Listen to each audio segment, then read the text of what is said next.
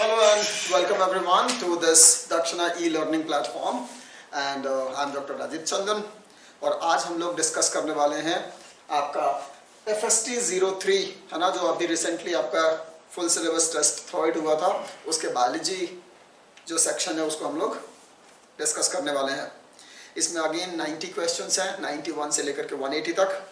जो आपका first question है 91st क्वेश्चन, ये देखो इसमें तीन डायग्राम दिए हुए हैं, तीन फिगर्स दिए हुए हैं ए बी एंड सी। जो फर्स्ट फिगर है वो है आपका पॉपी प्लांट का, है ना, पापावर सोमनिफेरम का है। दूसरा जो है वो आपका किसका है, कैनबिस का है। लीफ जो है वो किसका है, कैनबिस का है। और थर्ड जो आपका फिगर है वो धतूरा का है। करेक्ट। यहाँ पे कुछ ऑप्शन दिए हुए हैं, आपको बताना है कि इनमें से कौन सा करेक्ट ऑप्शन है। सबसे पहला है a strong hallucinogenic drug LSD is obtained from figure C। अब देखो strong हेलुसिनोजेनिक drug LSD, lysergic acid diamine, ये LSD जो ड्रग है वो किससे मिलता है आपको, अर्गोट ऑफ राई, क्लाविसेप्स पुरपुरिया से मिलता है, धतूरा से नहीं मिलता है। तो ये क्या है, इनकरेक्ट स्टेटमेंट। दूसरा क्या है, the flower tops, leaves and the resins of figure B are used in various combination to produce marijuana, hashish and ganja. हाँ जी, जो फिगर B है वो किसका है, कैनबिस सटाइवा का है, हेम्प प्लांट है ना, भांग का प्लांट है ये, और इससे आपको marijuana, हसीस और गांजा मिलता है ना। तो ये स्टेटमेंट बिल्कुल सही है। जो थर्ड स्टेटमेंट है वो है opioids are obtained from figure C। Opioids आपको किन से मिलता है, पॉपी प्लांट से मिलता है, जो कि फिगर A है। फिगर C तो धतूरा है, तो ये भी क्या है, गलत हो गया। और डी दिया हुआ है कोकेन कॉमनली कॉल्ड क्रैक और Coke is usually स्नॉटेड and is usually obtained from figure A। देखो जो कोकेन है वो आपको कोका प्लांट से मिलता है, ना कि आपको पॉपी प्लांट से मिलता है। तो ये भी इनकरेक्ट है। करेक्ट क्या है, सिर्फ और सिर्फ option 2 and that is your right answer. Question number 92 देखिए। 92 जो क्वेश्चन है, यहाँ पे अगेन एक डायग्राम बना हुआ है। ये फीमेल रिप्रोडक्टिव ट्रैक्ट का डायग्राम है ना, पोस्ट फर्टिलाइजेशन का ये डायग्राम है। और यहाँ पे उसके रिगार्डिंग कुछ क्वेश्चन है ना। यहाँ पे आपको ABC मार्क किया हुआ है और आपको बताना है ABC के बारे में कौन सा स्टेटमेंट सही है। ठीक है, देखो पहला ऑप्शन बोल रहा है B1 या first mitotic division start, holoblastic cleavage along with synthesis phase, है ना। तो बोल रहा है जो B है यहाँ पे एक फर्स्ट माइटोटिक डिवीजन स्टार्ट हो रहा है और ये होलोब्लास्टिक क्लीवेज है विथ सिंथेटिक फेज, है ना। देखिए यहाँ पे होलोब्लास्टिक क्लीवेज हो रहा है, ठीक है। सेकंड ऑप्शन हम लोग देखते हैं। सेकंड ऑप्शन में लिख रहा है कि जो A है वहां पे देख रहा है कि second meiosis complete which was arrested in metaphase 2। Okay, चलिए थर्ड जो है वो लिख रहा है A second meiosis complete and formation of haploid zygote. और फोर्थ लिख रहा है C implantation occurs in morula stage. देखो जो फोर्थ स्टेटमेंट दिया हुआ है वो बिल्कुल गलत है, क्योंकि इम्प्लांटेशन मोरुला स्टेज में नहीं होता है, किस में होता है, ब्लास्टुला स्टेज में होता है। जो थर्ड स्टेटमेंट दिया हुआ है यहाँ पे लिख रहा है कि हैप्लॉइड जाइगोट बन रहा है, जबकि जाइगोट जो बनता है वो क्या होता है, डिप्लॉइड। तो ये भी इनकरेक्ट है। जो सेकंड ऑप्शन दिया हुआ है उसमें लिख रहा है कि जो A है फिगर में, देखिए जो A है फिगर वो क्या है, वहाँ पे एक्चुअली फर्टिलाइजेशन का इवेंट हो रहा है। और आपको मालूम है कि मियोसिस 2 जो है सेकेंडरी oocyte में, वो फर्टिलाइजेशन के टाइम पे ही कंप्लीट होता है ना। क्यों, क्योंकि इसके लिए सेंट्रियोल किसका यूज होता है, स्पर्म का सेंट्रियोल यूज होता है। ठीक है, तो सेकंड स्टेटमेंट क्या है, बिल्कुल करेक्ट है और यही आपका राइट आंसर भी है। क्वेश्चन नंबर 93 की बात करते हैं हम लोग। If you are a cardiologist, है ना, कार्डियोलॉजिस्ट मतलब हार्ट डिजीज स्पेशलिस्ट, है ना, ऐसे डॉक्टर जो हार्ट डिजीज में स्पेशलाइजेशन होता है जिनका। If you are a cardiologist and you hear lub dub sound during one heart beat in a patient, है ना, what is the reason of producing this sound। so basically question ये पूछ रहा है कि लब और डब किसकी वजह से होता है। तो देखो यहाँ पे हार्ट में आपको मालूम है कि लब पहले साउंड होता है और फिर क्या होता है, डब। लब साउंड किसकी वजह से होता है, because of closure of AV valves AV मतलब एट्रियोवेंट्रिकुलर वाल्व्स, है ना। तो एवी सेप्टम के ऊपर जो वाल्व्स होते हैं उनको हम एवी वाल्व कहते हैं, यानी कि हम बात कर रहे हैं बाइकस्पिड एंड ट्राइकस्पिड वाल्व की। और इनके बंद होने से पहला साउंड आता है कौन सा? लब। दूसरा हम लोग बात करते हैं डब। डब किस तरह से आता है? क्लोजर ऑफ सेमिलुनर वाल्व्स, है ना। सेमिलुनर वाल्व्स जो किसमें प्रेजेंट होंगे? Pulmonary artery and pulmonary vein में। करेक्ट, याद आ गया होगा आपको, ठीक है। तो देखो करेक्ट ऑप्शन क्या होगा यहाँ पे, इसके अकॉर्डिंगली करेक्ट आंसर है option number 3, due to closure of atrioventricular valve followed by semilunar valve. Okay, question number 94 की बात करते हैं हम लोग। रीड द फॉलोइंग फीचर्स, है ना, पढ़ते हैं पहले। The forelimb are modified into wings. अच्छा जी, forelimb modified into wings मतलब हम शायद बर्ड की बात कर रहे हैं। चलो दूसरा स्टेटमेंट पढ़ते हैं। Endoskeleton is fully ossified and the long bones are hollow with air cavities, है ना। मतलब हम क्या बोल रहे हैं कि यहाँ पे न्यूमैटिक बोन है, याद आ रहा है, न्यूमैटिक बोन। ये भी किसमें हमें देखने को मिलता है? बर्ड में। थर्ड है respiration is by lungs along with air sacs, ये भी कहाँ होता है? बर्ड में, है ना। एंड डी देख रहे हैं, digestive tract has additional chambers that is crop and gizzard. क्यों होता है? क्योंकि बर्ड्स में टीथ एब्सेंट होता है ना। तो दे कांट मैस्टिकेट फूड, खाने को वो स्मॉल स्मॉल पीसेस में नहीं तोड़ सकते हैं। तो ये काम कौन करता है? क्रॉप एंड गिजर्ड, ठीक है। तो ये जितने भी चारों स्टेटमेंट दिए हुए हैं ये रिगार्डिंग किसके हैं? बर्ड के, ठीक है। पूछ रहा है out of these which is not suitable feature according to flying adaptation in bird. इनमें से कौन सा एक सुटेबल एडेप्टेशन नहीं है फॉर फ्लाइंग इन बर्ड्स? है तो सारे बर्ड के फीचर, लेकिन कौन सा फ्लाइट एडेप्टेशन नहीं है? अब कौन सा नहीं है? क्रॉप और गिजर्ड के होने ना होने से फ्लाइंग में कोई असर नहीं पड़ रही है, so it is not a flying adaptation. समझ में आ रहा है? ए बी सी जो पहले है कि फोर लिम्ब विंग्स में कन्वर्ट हो गया, ऑब्वियसली फ्लाइंग के लिए विंग्स चाहिए। दूसरा जो विंग जो लॉन्ग बोन्स है वो हॉलो हो गए हैं, न्यूमैटिक हो गए हैं, ताकि फ्रेमवर्क क्या रहे? हल्का रहे, ओवरऑल बॉडी वेट कम रहे। फ्लाइट एडेप्टेशन के लिए जरूरी था वो। एंड रेस्पिरेशन में लंग्स के साथ एयर सैक्स हैं, सो दैट वो हाइट को मेंटेन करने में हेल्प करते हैं, है ना। तो फर्स्ट ए बी और सी जो है वो तीनों फ्लाइट एडेप्टेशन के लिए रिक्वायर्ड थे, जो फोर्थ है वो नहीं था। इसीलिए करेक्ट आंसर क्या हो जाएगा? Option number 2, only D is not a flight adaptation. चलिए क्वेश्चन नंबर 95 की बात करते हैं हम लोग। Simple diffusion occurs across the membrane, है ना। Simple diffusion occurs across the membrane. Option सुनो, पहला ऑप्शन बोल रहा है when neutral non polar solute moves according to concentration gradient. हाँ जी, बिल्कुल सही बात है ना। तो जो न्यूट्रल नॉन पोलर सॉल्यूट्स होते हैं वो आपके कंसंट्रेशन ग्रेडियंट के अकॉर्डिंगली सिंपली क्या करते हैं? डिफ्यूज कर जाते हैं across the plasma membrane. This is correct, you know it. Second बोल रहा है when neutral solutes move against the concentration gradient. देखो जब भी अगेंस्ट द कंसंट्रेशन मूवमेंट होगा वहां पे हमेशा एनर्जी की रिक्वायरमेंट होगी। ये प्रोसेस पैसिव नहीं होगा, ये एक्टिव प्रोसेस होगा। क्वेश्चन क्या पूछ रहा है? Simple diffusion. Simple diffusion is a passive process, तो सेकंड तो नहीं हो रहा।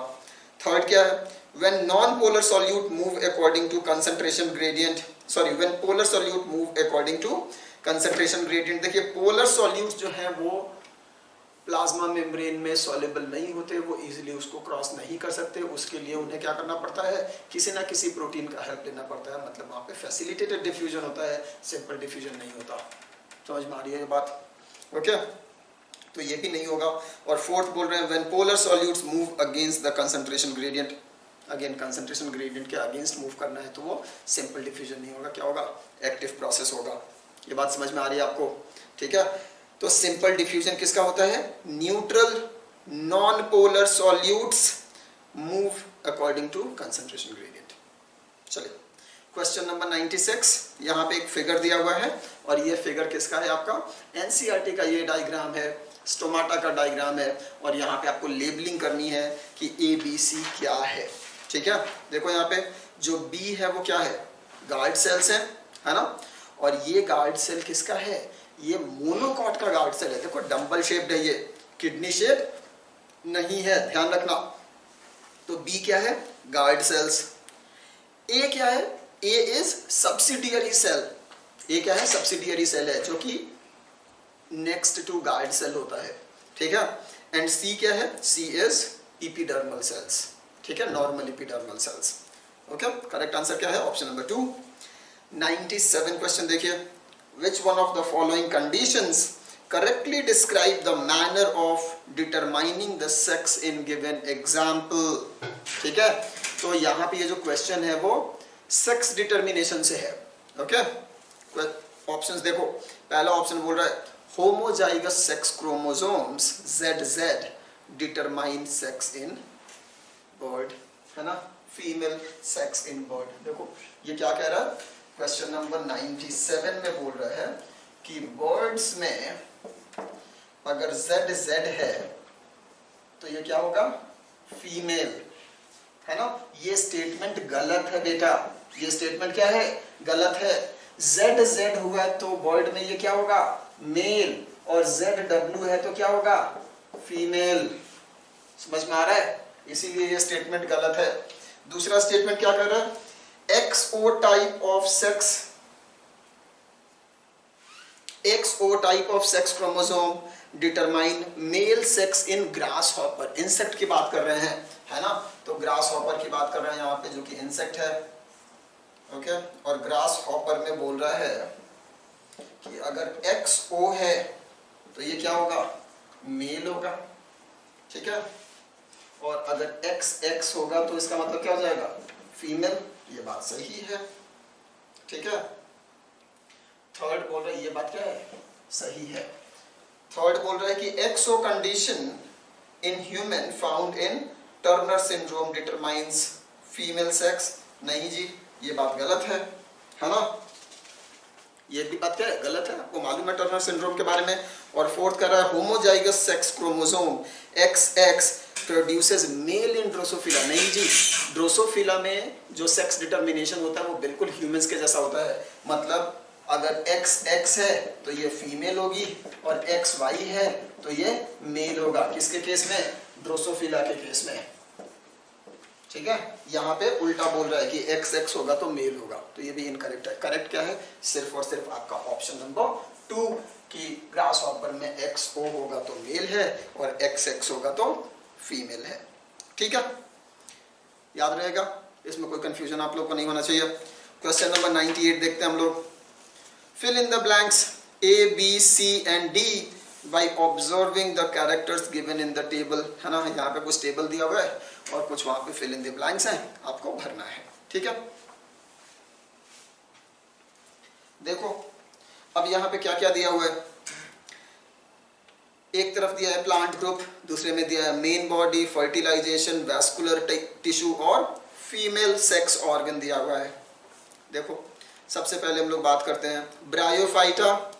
मेन बॉडी क्या है, गैमीटोफाइट। फर्टिलाइजेशन कैसा है, जोइडोगैमी है, बिल्कुल सही है ये सब कुछ।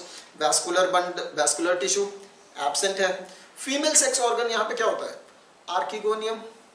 फीमेल सेक्स ऑर्गन क्या होगा, आर्किगोनियम। चलो जी ठीक है, तो सी आर्किगोनियम हो गया है। टेरिडोफाइटा मेन बॉडी क्या होगा, स्पोरोफिटिक, डिप्लॉइड होता है। फर्टिलाइजेशन कैसे होगा, जोइडोगैमी से। वैस्कुलर बंडल प्रेजेंट होगा, ठीक है। तो ए क्या हो गया, स्पोरोफाइट, और बी क्या हो गया आपका प्रेजेंट। फीमेल सेक्स ऑर्गन भी यहाँ पे क्या होता है, आर्किगोनियम, बिल्कुल सही है। फिर नेक्स्ट देखते हैं जिम्नोस्पोर्म, मेन बॉडी स्पोरोफाइट। फर्टिलाइजेशन कैसा है, साइफोनोगैमी एंड जोइडोगैमी, बिल्कुल सही बात है ना। फिर वैस्कुलर बंडल यहाँ पे भी प्रेजेंट होता है। और female sex organ in case of gymnosperm को हम लोग क्या कहेंगे, आर्किगोनियम। तो ये भी क्या हो गया, सही है। अब देखो इसके अकॉर्डिंगली आपका सही ऑप्शन क्या है, ऑप्शन नंबर 1 है ना। ए इज स्पोरोफाइट, बी में प्रेजेंट होगा, सी में आर्किगोनियम होगा और डी में भी आर्किगोनियम होगा। ओके, चलो क्वेश्चन नंबर 99 देखते हैं हम लोग। इस क्वेश्चन में बोल रहे हैं आपसे चूज द करेक्ट स्टेटमेंट, है ना, सही स्टेटमेंट आपको बताना है। देखो क्या क्या स्टेटमेंट दिया हुआ है। पहला स्टेटमेंट बोल रहे हैं there are working ecosan toilets in many areas of Kerala and Sri Lanka. बिल्कुल सही बात है ना। इन्वायरमेंटल इश्यूज चैप्टर में आपने ये पढ़ रखा है कि इकोसैन टॉयलेट्स होते हैं जिनमें कि वाटर फ्लशिंग की जरूरत नहीं होती है ना, प्लस मैन्यूर बन जाता है, पढ़ रखा है आपने। और ये मेनली कहाँ पर है? In the coastal areas of Sri Lanka and Kerala, many areas of India and Kerala. सही है। सेकंड ऑप्शन बोल रहा है in sanitary landfill solid waste are dumped in a depression or trench after compaction and covered with dirt every day, है ना। Sanitary landfill में हम यही तो करते हैं, हमारा जो सॉलिड वेस्ट होता है गड्ढा खोदते हैं, उसमें कचरे को पहले दबा करके जितना हम कॉम्पैक्ट कर सकते हैं कॉम्पैक्ट करते हैं, फिर उस गड्ढे में डाल देते हैं और फिर उसके ऊपर हर दिन एक पतली सी मिट्टी की लेयर डाल देते हैं, फिर दूसरे दिन कॉम्पैक्ट सॉलिड वेस्ट डालते हैं, फिर उसके ऊपर एक मिट्टी की लेयर डाल देते हैं, है ना। ये कब तक करते हैं? जब तक कि वो ट्रेंच भर न जाए। भरने के ऊपर फिर से इस पर मिट्टी डाल करके इसको कवर कर देते हैं और एक दूसरा गड्ढा खोद लेते हैं। This is what is sanitary landfill. तो ये भी सही है। थर्ड बोल रहा है black foot disease is caused by arsenic poisoning. हाँ जी बिल्कुल, ये भी आपने पढ़ रखा है। गैंग्रीन नाम की चीज होती है, काला काला होता है, मेनली कहाँ पे मिलता है? चाइना में, है ना। और ये किसकी वजह से होता है? आर्सेनिक पॉइजनिंग की वजह से। बिल्कुल सही बात है। डी बोल रहा है greenhouse effect is a natural phenomenon. हाँ जी, greenhouse effect is a natural phenomena. बहुत सारे बच्चों को लगता है कि ग्रीन हाउस इफेक्ट जो है वो सिर्फ मैन मेड फिनोमेना है। बिल्कुल नहीं। Green house is a natural as well as man made, दोनों तरह से होता है। अगर नेचुरली ग्रीन हाउस इफेक्ट ना हो तो हमारी धरती का टेम्परेचर अराउंड -15 डिग्री से -18 डिग्री चला जाएगा, मतलब बिल्कुल ठंडा हो जाएगा। समझ में आ रहा है? चिली कंडीशन हो जाएगा। ये जो हमारे एटमॉस्फेयर में नेचुरल प्रोसेस की वजह से आपके पास अराउंड 0.03% ऑफ CO2 है, वो ग्रीन हाउस गैस की तरह काम करता है और ये क्या करता है? नेचुरल ग्रीन हाउस इफेक्ट देता है। ठीक है, तो ये स्टेटमेंट भी बिल्कुल सही है, यानी कि चारों स्टेटमेंट सही हैं। करेक्ट ऑप्शन क्या है? Option number 1। 100th क्वेश्चन देखते हैं। Which is a mismatch in the following option, है ना। पहला दिया डोडो मॉरिशस, मालूम है, बिल्कुल सही बात है। फ्लाइटलेस बर्ड थी मॉरिशस में, जो कि अब एक्सटिंक्ट हो गई है ओवर एक्सप्लॉइटेशन से, पढ़ रखा है आपने।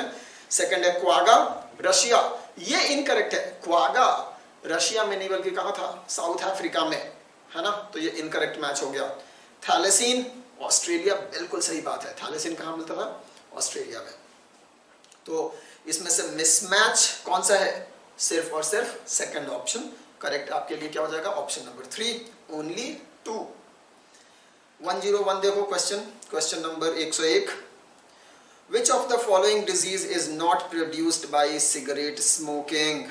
विच of the following disease is not produced by cigarette smoking, है ना। एम्फाइसीमा होता है, एम्फाइसीमा तो होता ही होता है, पढ़ रखा है हमने। ब्रोंकाइटिस ये भी होता है। कैंसर ऑफ यूरिनरी ब्लैडर, अब देखो कैंसर ऑफ यूरिनरी ब्लैडर भी होता है स्मोकिंग से।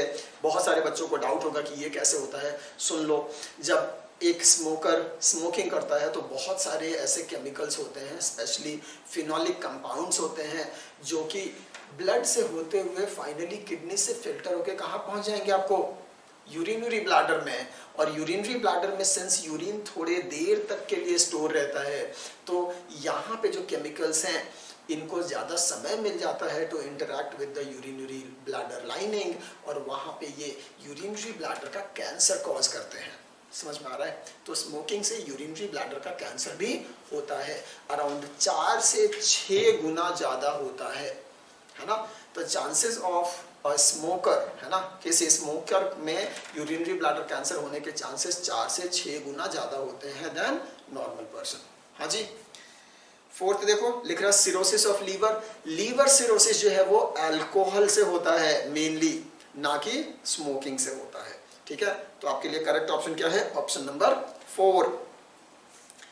102 इन मल्टीपल ओव्यूलेशन एम्ब्रियो ट्रांसफर, है ना, इसको शॉर्ट में हमने क्या बोला था? मोएट, याद करो, मोएट, strategies for enhancement in food production.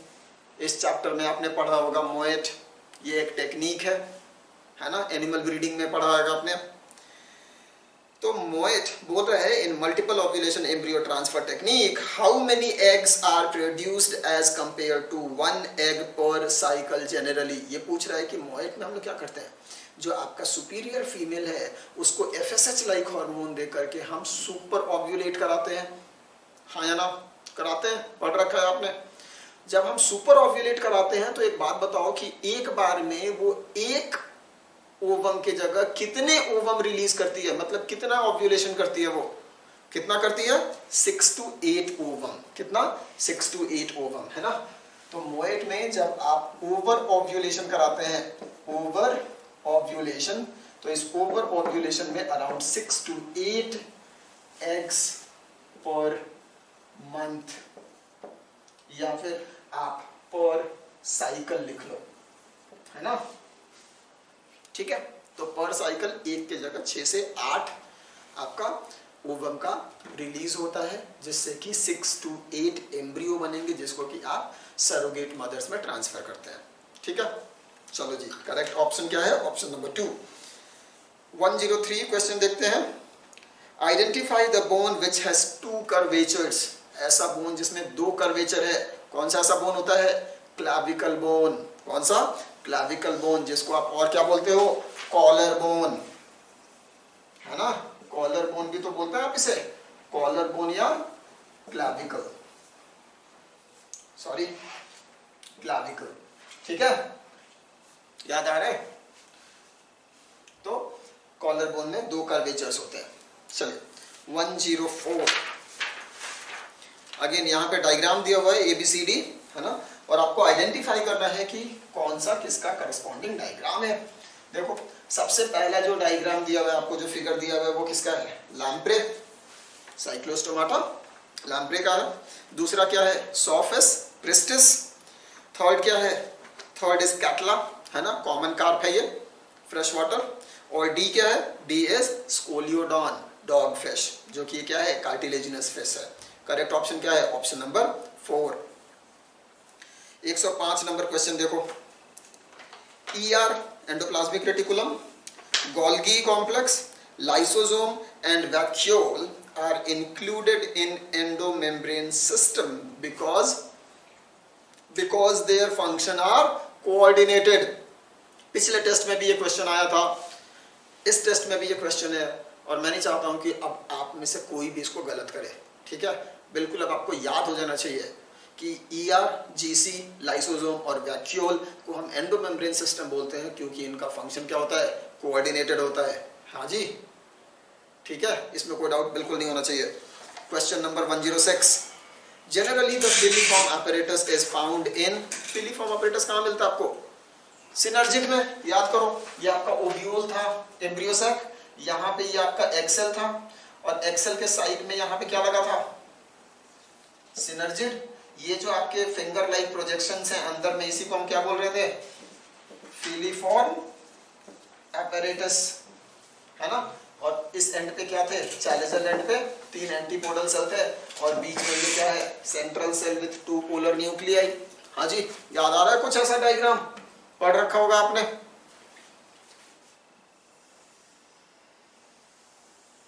ठीक है, चलिए, तो क्वेश्चन कह रहा है कि generally the filiform apparatus is found in कहां, सिनर्जिड्स। किसमें मिलता है, फिलीफॉर्म apparatus कहां होता है, सिनर्जिड्स में। विच प्ले रोल इन, किसमें करता है, it plays role in guiding the pollen tube, ताकि पॉलन ट्यूब को ये गाइड कर सके, और पॉलन ट्यूब सीधा आकर के किससे फर्टिलाइज कर जाए, इस एग सेल से और सेंट्रल सेल से, ताकि डबल फर्टिलाइजेशन हो सके, है ना। करेक्ट ऑप्शन क्या होगा, ऑप्शन नंबर 2। 107 क्वेश्चन देखते हैं। इन और ट्रांसक्रिप्शन यूनिट की बात कर रहे हैं हम लोग, है ना। RNA polymerase binds to, RNA polymerase किससे बाइंड करता है। देखो सबसे पहली बात है कि जब भी हम ट्रांसक्रिप्शन यूनिट की बात कर रहे हैं, एक TU की जब हम बात कर रहे हैं ट्रांसक्रिप्शन यूनिट की, तो इसमें क्या होता है, एक होगा प्रमोटर, फिर होगा ऑपरेटर, फिर होगा आपका स्ट्रक्चरल जीन, और यहाँ पे क्या होगा, एक टर्मिनेटर सीक्वेंस। हाँ ना, याद आ रहा है कुछ कुछ आपको।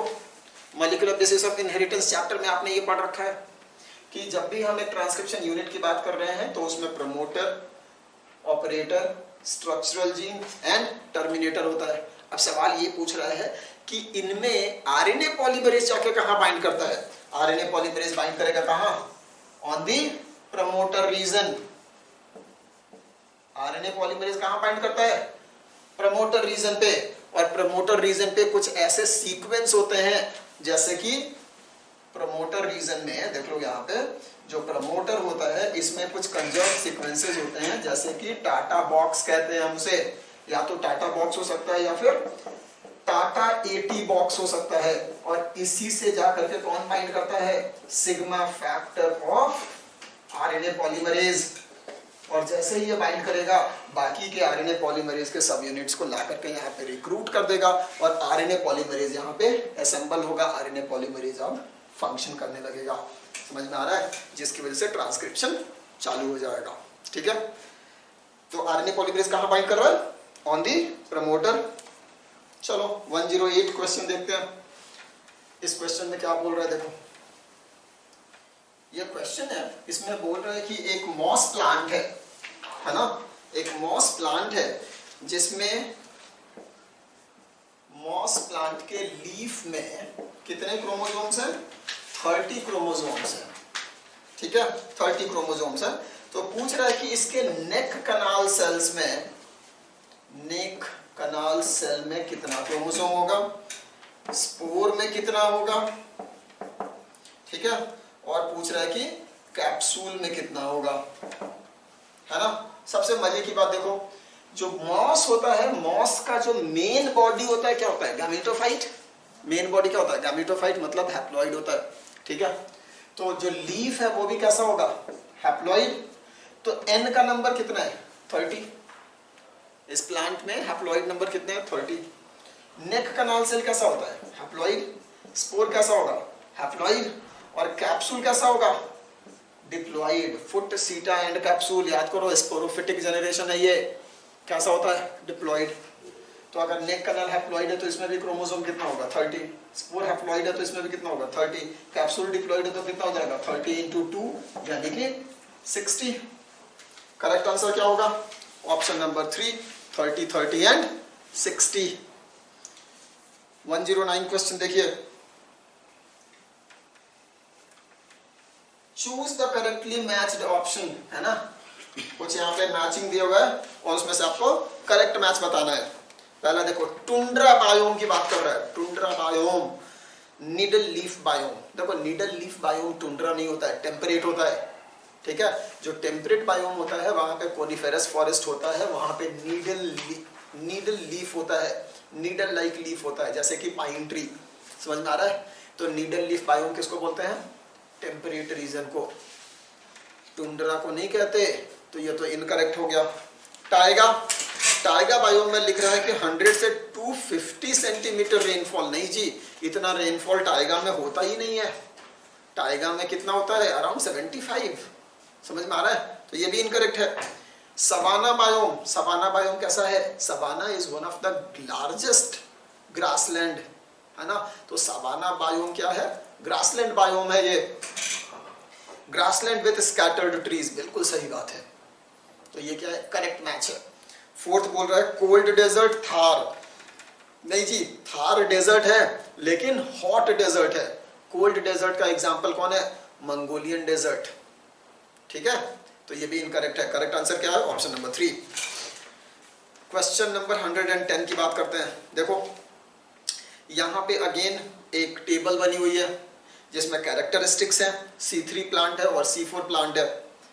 Primary CO2 acceptor C3 plant में कौन होता है? C3 प्लांट में प्राइमरी एक्सेप्टर कौन होता है? RUBP। कौन होता है? RUBP। हाँ जी, याद होगा आपको। और C4 प्लांट में प्राइमरी एक्सेप्टर कौन होता है? PEP, है ना। तो C3 प्लांट में कौन होगा? RUBP। और C4 प्लांट में कौन होगा? PEP, phosphoenol pyruvate. ठीक है। सेकंड बोल रहा है number of carbon in primary CO2 acceptor. C3 में कितना होगा? 5 कार्बन। कितना होगा? 5C, 5 कार्बन होंगे। C4 में दे रखा है 3 कार्बन, आपको मालूम भी है पायरुवेट है तो कितना होगा, 3 कार्बन होगा। थर्ड लिखा है रुबिस्को इन मीजोफिल सेल, यस। C4 के केस में रुबिस्को मीजोफिल सेल में नहीं होता है, कहाँ होता है, बंडल शीथ सेल में होता है, तो यहाँ पे नो हो जाएगा। समझ में आ रहा है, यहाँ पे क्या हो जाएगा, नो।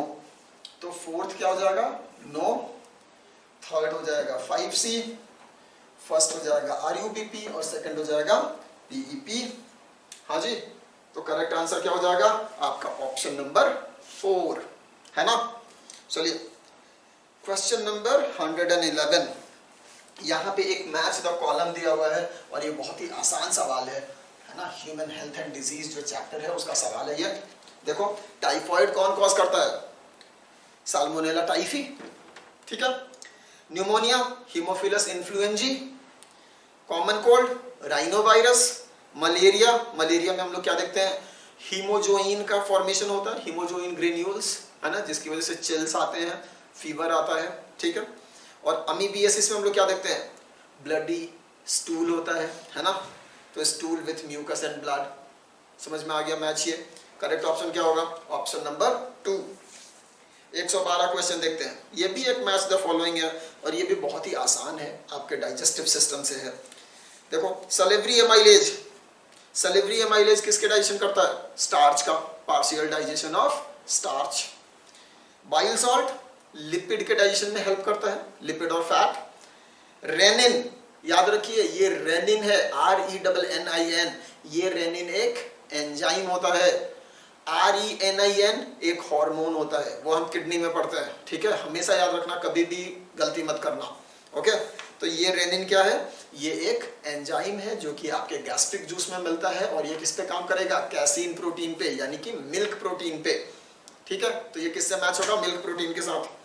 पेप्सिन, पेप्सिन क्या है, अगेन एक एंजाइम है, प्रोटियोलाइटिक एंजाइम है, बाकी सारे प्रोटीन को ये क्या करता है, डाइजेस्ट करता है, सिर्फ 2 प्रोटीन को छोड़ के, एक मिल्क प्रोटीन और दूसरा केराटिन प्रोटीन, याद रहेगा।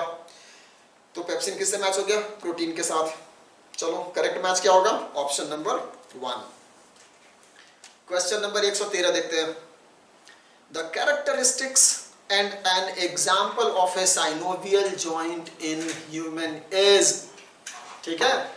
तो हम यहाँ पे बात कर रहे हैं साइनोवियल जॉइंट की, इनमें से कौन सा साइनोवियल जॉइंट होगा और उसका कोई ना कोई एक कैरेक्टरिस्टिक फीचर दे रखा है। देखते हैं, पहला बोल रहा है fluid filled between 2 joints provide cushion, बात तो सही है, कैरेक्टर तो सही है। एग्जाम्पल लिखा है स्कल बोन्स, स्कल बोन में साइनोवियल जॉइंट नहीं होता है, कैसा होता है, फाइब्रस जॉइंट, तो गलत हो गया ये मैच। दूसरा लिखा है fluid filled synovial cavity between 2 bones, हाँ जी कैरेक्टरिस्टिक सही है।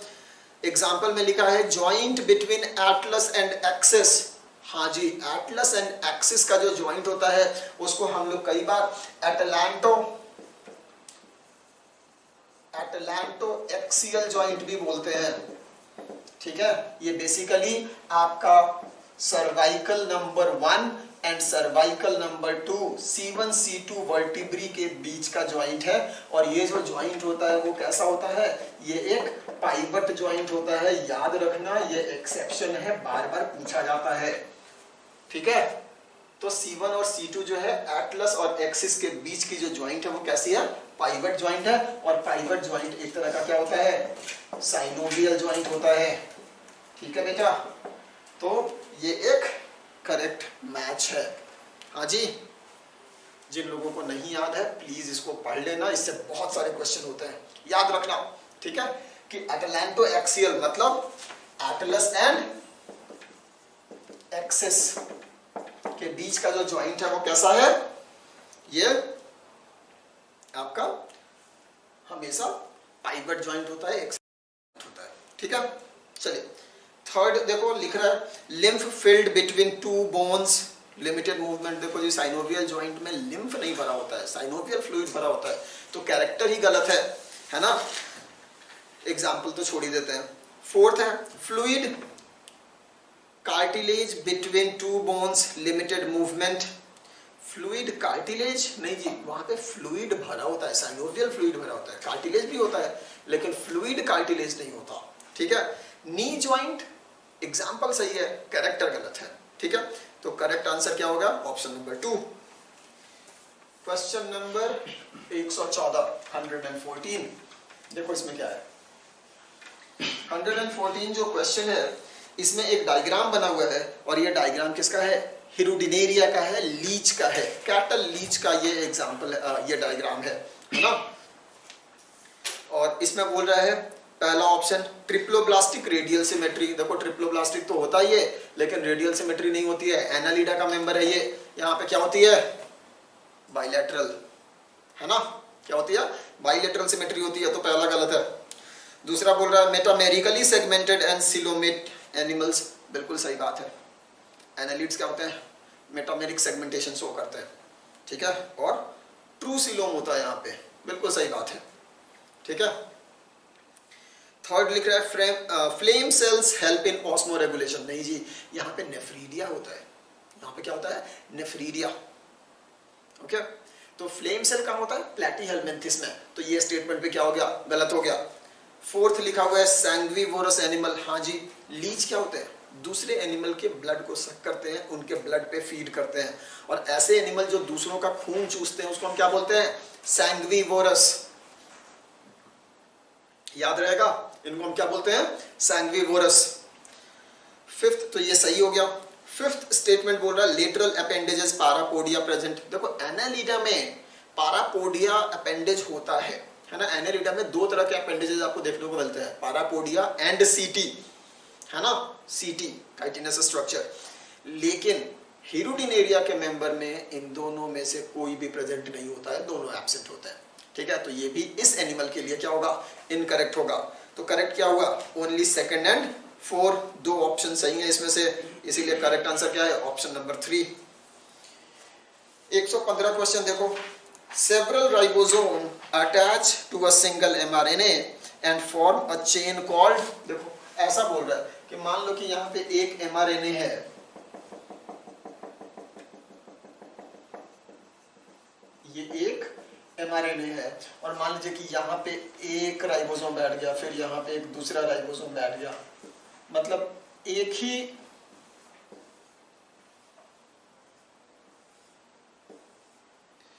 ही एमआरएनए पे बहुत सारे राइबोसोम्स अगर अटैच हो जाएं, साइमल्टेनियसली उसका ट्रांसलेशन करते रहें, तो इस स्ट्रक्चर को हम क्या बोलते हैं? इसको हम बोलते हैं पॉलीजोम। क्या बोलते हैं? पॉलीजोम। आई होप ये सब आप लोग को आता होगा। सो ऑप्शन नंबर 1, ठीक है। चलिए क्वेश्चन नंबर 116 की बात करते हैं हम लोग। 116 जो क्वेश्चन है, इसमें देखो क्या है।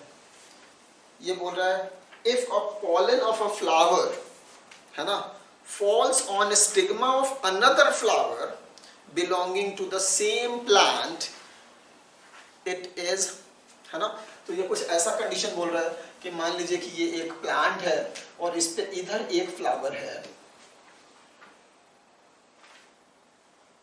ठीक है, और इधर एक दूसरा फ्लावर है,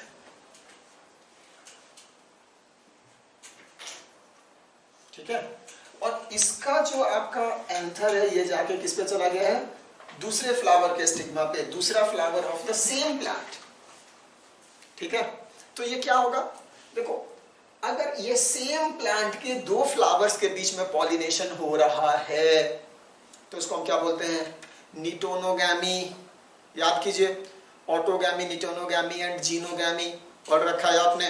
ये क्या है? निटोनोगैमी, जिसको जीटोनोगैमी भी कुछ लोग पढ़ते हैं, लेकिन यहाँ पे जी एब्सेंट होता है, निटोनोगैमी पढ़ना चाहिए। निटोनोगैमी में क्या हो रहा है? अगर आप जेनेटिकली बात कर रहे हो, जेनेटिकली, तो ये क्या हो गया? सेल्फ पॉलिनेशन नहीं हो गया, क्योंकि इसके सेल्स का जो जेनेटिक कॉम्बिनेशन होगा इसके भी सेल का सेम होगा, क्योंकि सेम प्लांट में है दोनों फ्लावर, है ना। तो जेनेटिकली ये क्या हो गया?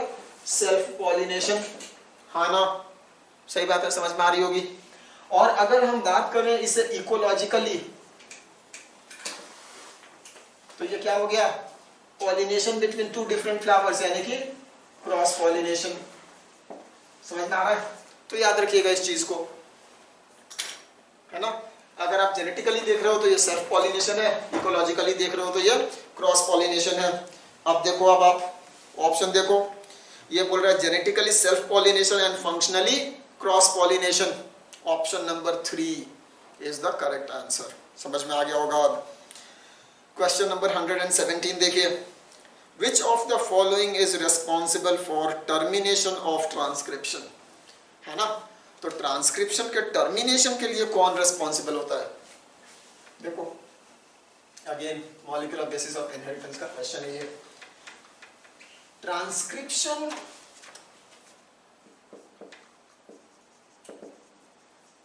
टर्मिनेशन ऑफ ट्रांसक्रिप्शन ये दो तरीके से होता है। एक होता है रो डिपेंडेंट और दूसरा होता है रो इंडिपेंडेंट। समझ में आ रहा है? इसमें रो प्रोटीन यूज होता है, इसमें रो प्रोटीन यूज नहीं होता है। बाकी आप लोगों ने ऑलरेडी पढ़ रखा होगा इसके बारे में डिटेल में। तो टर्मिनेशन जो है ट्रांसक्रिप्शन का वो कौन कराता है? रो प्रोटीन कराता है, या फिर रो इंडिपेंडेंट के केस में सीक्वेंस स्पेसिफिक होता है ये, ठीक है। स्टेम लूप लाइक स्ट्रक्चर बनता है वहां पे, ठीक है। अब यहाँ पे ऑप्शन देखो, ऑप्शन दिया है helicase, sigma factor, rho factor या फिर SSB single strand binding protein. Correct answer क्या होगा? रो फैक्टर, है ना। Rho factor is responsible for rho dependent termination of transcription. Rho dependent termination of transcription, ठीक है। Option number 3। क्वेश्चन नंबर 118, 118 जो question है उसमें देखो क्या लिखा है।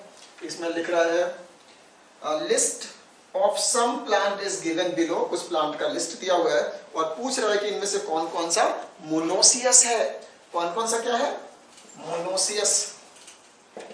मोनोसियस का मतलब क्या होता है? ऐसा प्लांट जिसपे male and female sex organ जो है वो ऑन सेम प्लांट। समझ में आ रहा है? यानी कि मेल और फीमेल दोनों सेक्स ऑर्गन अगर सेम प्लांट पे है तो हम इसको क्या बोलेंगे? मोनोसियस। या इसी को हम लोग बोल देते हैं यूनिसेक्सुअल, सॉरी बाइसेक्सुअल, है ना। उसको क्या बोल देते हैं? बाइसेक्सुअल। अगर मेल और फीमेल सेक्स ऑर्गन अलग अलग प्लांट पे है, अलग अलग बॉडी पे है, तो हम उसको क्या बोलते हैं? डाइओसियस। डाई का मतलब 2, सीएस का मतलब बॉडी, यानी कि जो दो सेक्स ऑर्गन है वो अलग अलग बॉडी पे है, एक पे सिर्फ मेल है, एक पे सिर्फ फीमेल है। मोनोसियस, मोनो का मतलब होता है 1, सीएस का मतलब होता है बॉडी, यानी कि एक ही बॉडी पे दोनों सेक्स ऑर्गन होंगे। क्लियर है?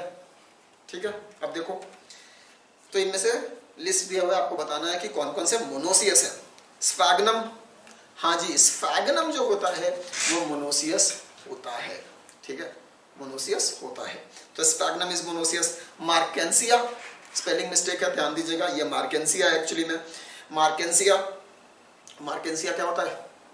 It is dioecious. Cycas dioecious, है ना, मेल प्लांट अलग, फीमेल प्लांट अलग। पाइन ट्री, पाइनस, पाइनस क्या होता है? मोनोसियस। यहाँ पे मेल और फीमेल कोन तो अलग अलग होते हैं, मेल कोन अलग होगा, फीमेल कोन अलग होगा, लेकिन मेल और फीमेल कोन जो है दोनों सेम प्लांट पे होते हैं, ठीक है। मेल और फीमेल कोन दोनों सेम प्लांट पे होते हैं। तो जो प्लांट है वो क्या है? मोनोसियस है। जो कोन है वो यूनिसेक्सुअल है, ठीक है, याद रहेगा। और लास्ट ऑप्शन दिया है कारा, ग्रीन एल्गी। कारा में हम क्या देखते हैं? ये भी क्या है? मोनोसियस है ना। ऊपर में फीमेल और नीचे में मेल सेक्स ऑर्गन होता है, ठीक है ना।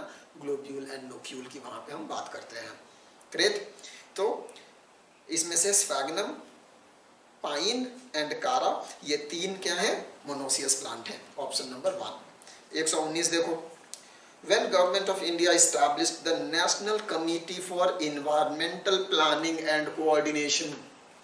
अब देखो आपको बताता हूँ, ये जो आपका क्वेश्चन है, ये क्वेश्चन है from the information given on the left page of the starting of unit ecology, है ना। तो इकोलॉजी जहाँ पे स्टार्ट हो रहा है वहाँ पे एक पेज पे प्रोफेसर रामदेव मिश्रा के बारे में बात की गई है, बीएचयू के प्रोफेसर रामदेव मिश्रा के बारे में, है ना। और ये जो रामदेव मिश्रा हैं, इनके एफर्ट की वजह से 1972 में गवर्नमेंट ऑफ इंडिया ने सबसे पहली बार एक कमेटी बनाई थी फॉर द इन्वायरमेंटल प्रॉब्लम्स, और उस कमेटी का नाम क्या था?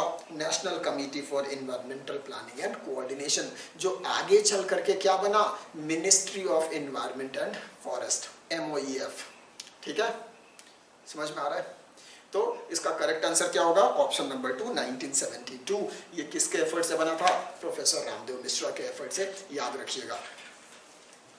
क्वेश्चन नंबर 120, 120 नंबर जो क्वेश्चन है वो देखो आप। ये जो क्वेश्चन है यहाँ पे अगेन एक डायग्राम दिया हुआ है, ये आपके NCERT का डायग्राम है, जिसमें A जो है वो प्लाज्मोलाइज्ड सेल है, जो B है वो एक फ्लासिड सेल है, और जो C है वो एक टर्जिड सेल है, टर्जिड प्लांट सेल। ठीक है, पूछ रहा है for the given diagram select out the correct statement. आपको सही स्टेटमेंट बताना है इस डायग्राम के बारे में। पहला बोल रहा है stage A appears when cell is placed in hypotonic solution। अगर हाइपोटोनिक सॉल्यूशन में आप डालोगे सेल को तो वो क्या हो जाएगा? फुल्ली टर्जिड हो जाएगा, पानी अंदर आएगा ना। हाइपोटोनिक से हाइपरटोनिक में फ्लो होता है, तो पानी अंदर आएगा और सेल क्या हो जाएगा? टर्जिड। प्लाज्मोलाइज्ड नहीं होगा। प्लाज्मोलाइज्ड कब होगा? जब सेल को आप हाइपरटोनिक सॉल्यूशन में डालोगे। तो ये स्टेटमेंट क्या हो गया? इनकरेक्ट। दूसरा स्टेटमेंट देखो, स्टेज B अपीयर्स इन हाइपरटोनिक सॉल्यूशन। अच्छा जी, हाइपरटोनिक सॉल्यूशन अगर होगा तो वो प्लाज्मोलाइज्ड होगा, सिर्फ फ्लासिड नहीं होगा। तो ये भी क्या है? इनकरेक्ट है।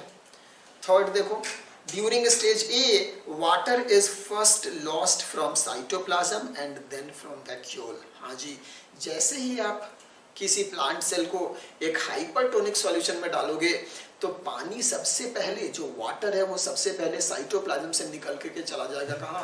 हाइपरटोनिक सॉल्यूशन में, और बाद में फिर वैक्यूल से पानी निकल के कहाँ जाएगा? Into the cytoplasm. समझ में आ रहा है? ठीक है, तो ये स्टेटमेंट बिल्कुल सही है। फोर्थ स्टेटमेंट देखो, during stage A water is first lost from vacuole and then from cytoplasm. ये इनकरेक्ट है। ठीक है, तो करेक्ट ऑप्शन क्या है? Option number 3। 121 क्वेश्चन देखो, antibodies are produced by. Antibodies कौन बनाता है? B lymphocyte. बी लिम्फोसाइट में भी कौन सा? Plasma cell. हाँ ना? ठीक है, तो करेक्ट आंसर क्या है? Option number 3, plasma cell. 122 question देखिए, which of the following statement is true about chylomicron. है ना, काइलोमाइक्रॉन फैट के एब्जॉर्प्शन की बात चल रही है यहाँ पे। ठीक है, डाइजेस्टिव सिस्टम याद करो। पहला बोल रहा है chylomicrons are produced in the mucosal epithelial cells of small intestine. हाँ जी, काइलोमाइक्रॉन कहाँ बनता है? एंटेरोसाइट्स में। और एंटेरोसाइट्स क्या है? बेसिकली में mucosal brush bordered columnar epithelium ही तो है। हाँ ना, याद आ रहा है? ठीक है, तो chylomicron are produced in the mucosal epithelial cell of small intestine. बिल्कुल सही बात है ये। ठीक है, चलिए, और वहां पे भी कौन इन्वॉल्व होता है इसमें? ईयर और GC। ठीक है, चलिए सेकंड देखो, it contains triglyceride, cholesterol and phospholipid. हाँ जी, बिल्कुल सही बात है। तो काइलोमाइक्रॉन्स होते हैं, इसमें अंदर में क्या होता है? ट्राइग्लिसराइड, कोलेस्ट्रॉल, फॉस्फोलिपिड, है ना, एलॉन्ग विथ सम प्रोटीन भी होता है ना, एंड बाइल सॉल्ट भी होता है, पर ये तीनों तो होते ही हैं, तो ये भी सही है। थर्ड देखो, it is a protein coated small vesicle. हाँ जी, प्रोटीन कोटिंग होती है, एपोलिपोप्रोटीन्स की यहाँ पे कोटिंग होती है ना, एपोलिपो 60, एपोलिपो 120, है ना, ये सारे एपोलिपोप्रोटीन्स होते हैं यहाँ पे, तो ये भी सही है।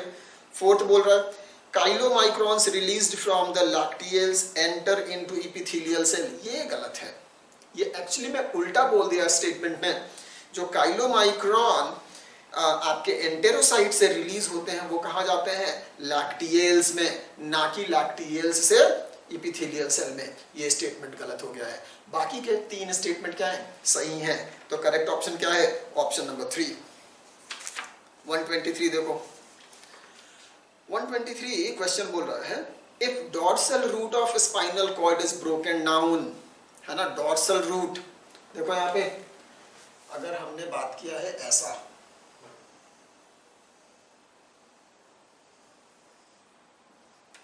यहां पे क्या था? डॉर्सल रूट, यहां पे क्या था? Ventral root. डॉर्सल रूट पे सेंसरी न्यूरॉन आकर के जुड़ रहा था और यहां से क्या निकल रहा था? Motor neuron. और ये क्या था? Sensory granule. ठीक है, डॉर्सल, और ये क्या था? वेंट्रल। तो अगर डॉर्सल रूट डैमेज होगा तो क्या होगा, डॉर्सल रूट अगर डैमेज होगा तो सेंसरी इनपुट जो है सो कभी भी नहीं पहुंचेगा, है ना।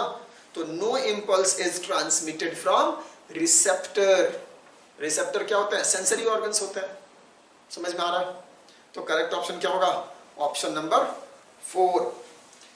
क्वेश्चन नंबर 124 देखिए, यहाँ पे जो 124 क्वेश्चन है उसमें एक डायग्राम दिया हुआ है, और ये डायग्राम किसका है, बैलेनोग्लोसस का है, एक हेमिकॉर्डेटन मेंबर का है ना। हेमिकॉर्डेटा याद करो, हेमिकॉर्डेटा बैलेनोग्लोसस का है ये। और इसमें पूछ रहा है कि इनमें से प्रोबोसिस कौन सा है, प्रोबोसिस ए इज प्रोबोसिस, है ना।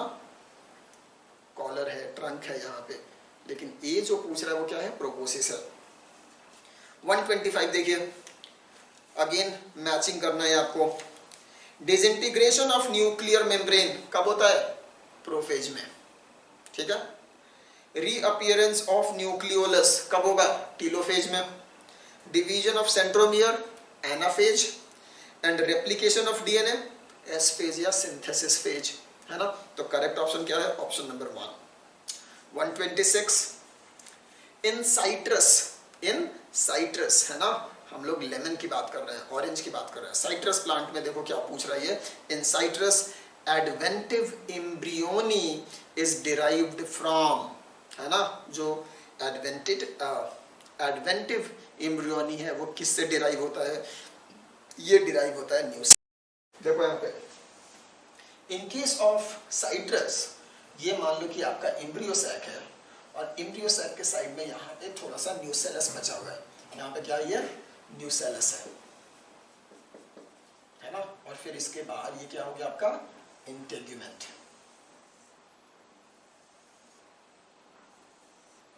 समझ में आ रहा है। यहाँ पे ऑब्वियसली एक एग सेल है, यहाँ पे आपका सिनर्जिड सेल, सेंट्रल सेल है, एंटीपोडल सेल है, सब कुछ है।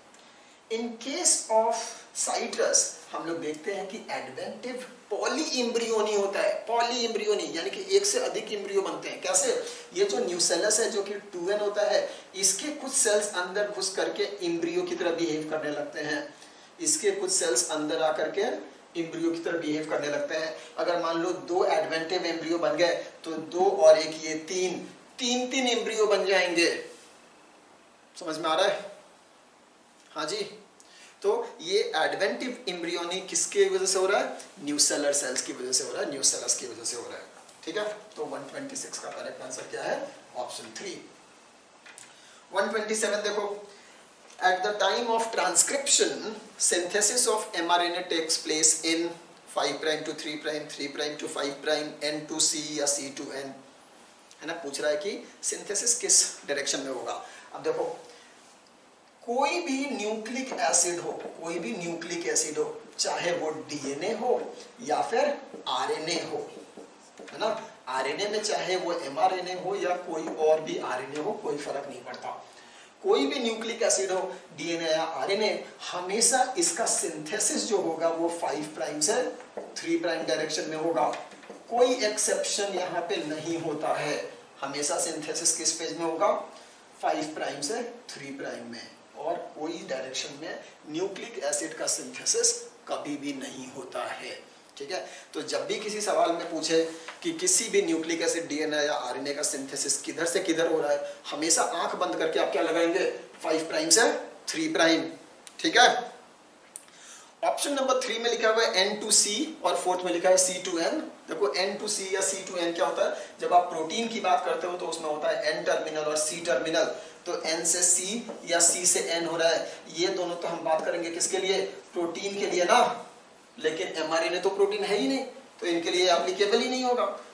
एनीवे सुन लो, प्रोटीन में भी हमेशा सिंथेसिस N to C होता है, C to N नहीं होता है, ठीक है। तो चाहे कोई भी प्रोटीन हो, जब उसके सिंथेसिस के बारे में पूछा जाए, हमेशा सिंथेसिस N टर्मिनस से C टर्मिनस होगा बाय डिफॉल्ट, ठीक है। ओके, तो करेक्ट आंसर यहाँ पे क्या है, ऑप्शन नंबर 1। क्वेश्चन नंबर 128 देखो, 128 क्वेश्चन क्या बोल रहा है, in pteridophytes spore germination, sorry, In pteridophytes, spore germinates to give rise to inconspicuous मतलब जो बहुत ही अच्छे से दिखाई ना दे रहा हो, बहुत ही प्रोमिनेंट ना हो, ठीक है। तो टेरिडोफाइट में spore germinates to give rise to inconspicuous small but multicellular free living mostly photosynthetic thalloid gametophyte called prothallus. इसको क्या बोलते हैं? प्रोथैलस, है ना। तो जब भी हम टेरिडोफाइट की बात कर रहे हैं, वहां पे जो गैमेटोफाइट जर्मिनेट करता है उसको हम प्रोथैलस कहते हैं। Option number 2।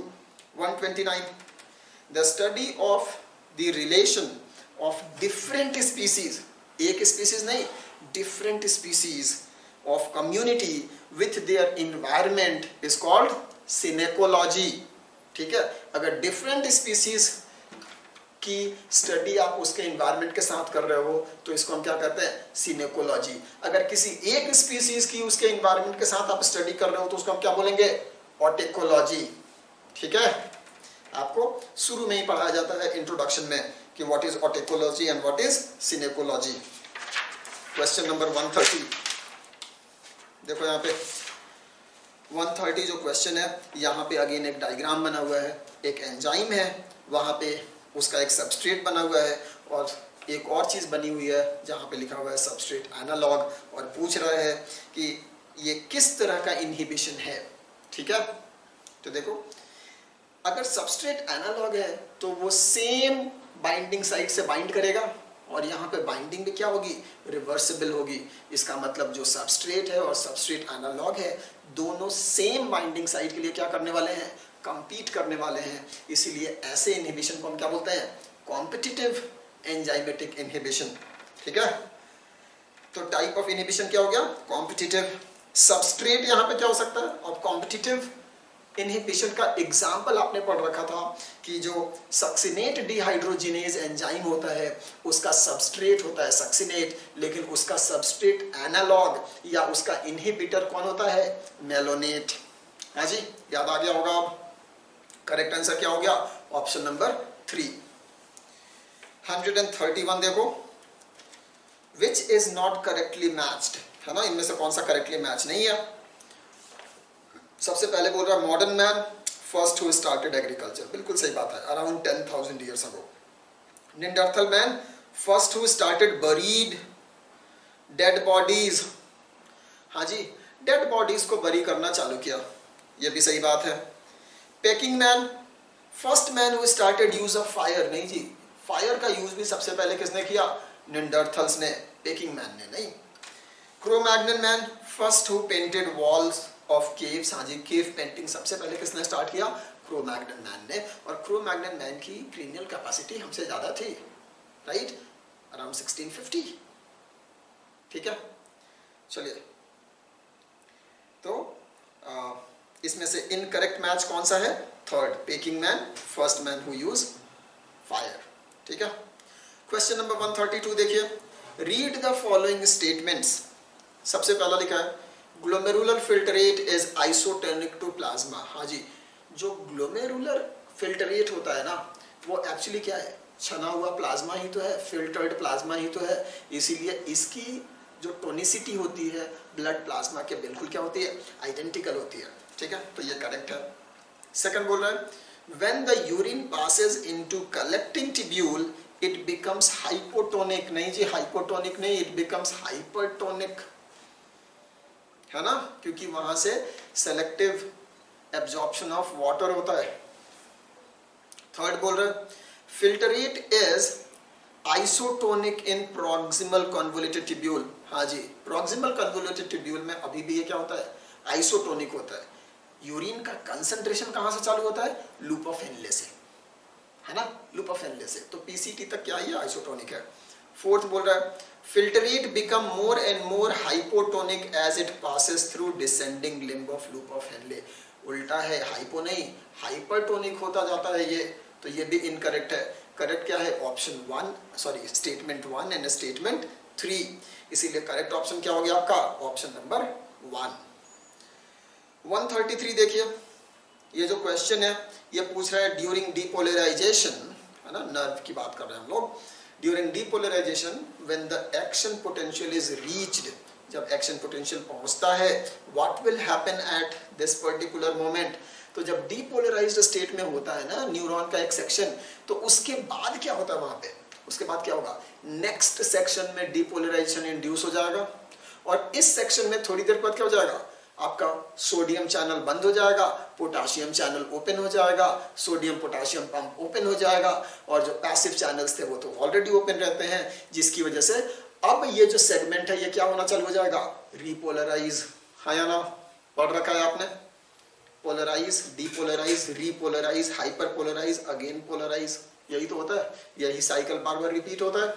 ठीक है, तो इसके लिए करेक्ट ऑप्शन क्या हो जाएगा, option number 1, sodium voltage gated channels are closed and potassium voltage gated channels start opening। ठीक है, ऑप्शन नंबर 1। 134 देखिए, how many of the following statements are correct given below, है ना, तो इतने सही हैं। सबसे पहला देखो, epithelium tissue provides covering and lining for some part of body। हाँ जी, सही बात है ना। इपिथेलियल जो टिश्यू होता है इसका मेन काम ही क्या होता है, टू फॉर्म लाइनिंग और कवरिंग। ठीक है, प्रोटेक्टिव इन नेचर होता है। दूसरा बोल रहा है squamous epithelium has flattened cells. हाँ जी, बिल्कुल सही बात है, स्क्वामस फ्लैट सेल्स होते हैं, तीन ही तरह के तो यहाँ पे सेल्स होते हैं, स्क्वामस, क्यूबॉइडल एंड कॉल्यूमिनर, तो ये भी सही है। थर्ड बोल रहा है cilia present on the lining of stomach. Stomach में सिलिएटेड इपिथेलियम नहीं होता है, गलत है ये। ठीक है, डी बोल रहा है कंपाउंड इपिथेलियम कंसिस्ट्स ऑफ 2 और मोर सेल लेयर्स। बिल्कुल सही बात है, सिंपल इपिथेलियम सिंगल लेयर का होता है, कंपाउंड इपिथेलियम 2 या 2 से अधिक लेयर्स का होता है, तो ये भी सही है। So first, second and fourth statement सही है ना, और जो सी है वो गलत है। तो टोटल कितने स्टेटमेंट सही हैं, 3, option number 4। 135 cytokinesis in animal cells take place by, देखो एनिमल सेल में जो साइटोकाइनेसिस होता है वो क्लीवेज फॉरोइंग से होता है ना, by furrowing method in centripetal direction, है ना। देखो ऐसा होता है ना,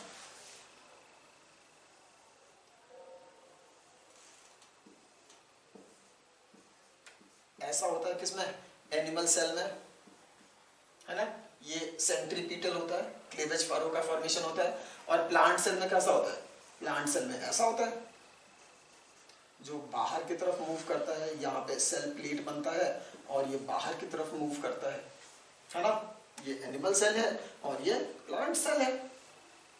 हाँ या ना, याद है। तो देखो प्लांट सेल में कैसे हो रहा है, फॉरोइंग से, और ये सेंट्रीपिटल है। एनिमल सेल में, प्लांट सेल में किससे हो रहा है, सेल प्लेट से, और ये कैसा है, सेंट्रीफ्यूगल होता है। करेक्ट ऑप्शन क्या है, ऑप्शन नंबर 2। क्वेश्चन नंबर 136 देखिए, 136 में क्या बोल रहा है, देखो बोल रहा है हाइब्रिड्स आर जनरली, जो हाइब्रिड होते हैं वो जनरली क्या होते हैं, weak, strong, like as parent, या म्यूटेंट। देखिए जो भी हाइब्रिड्स होते हैं ना वो वीक नहीं होते, है ना, वो क्या होते हैं, स्ट्रॉन्ग होते हैं। वो अपने पेरेंट के जैसे भी नहीं होते, क्यों, हाइब्रिड है, they will be different from their parents. And mutant भी नहीं होते, ये क्या है, ये हाइब्रिड्स है, म्यूटेशन हमने नहीं करवाया इनमें। ठीक है, करेक्ट आंसर क्या होगा, ऑप्शन 2, स्ट्रॉन्ग।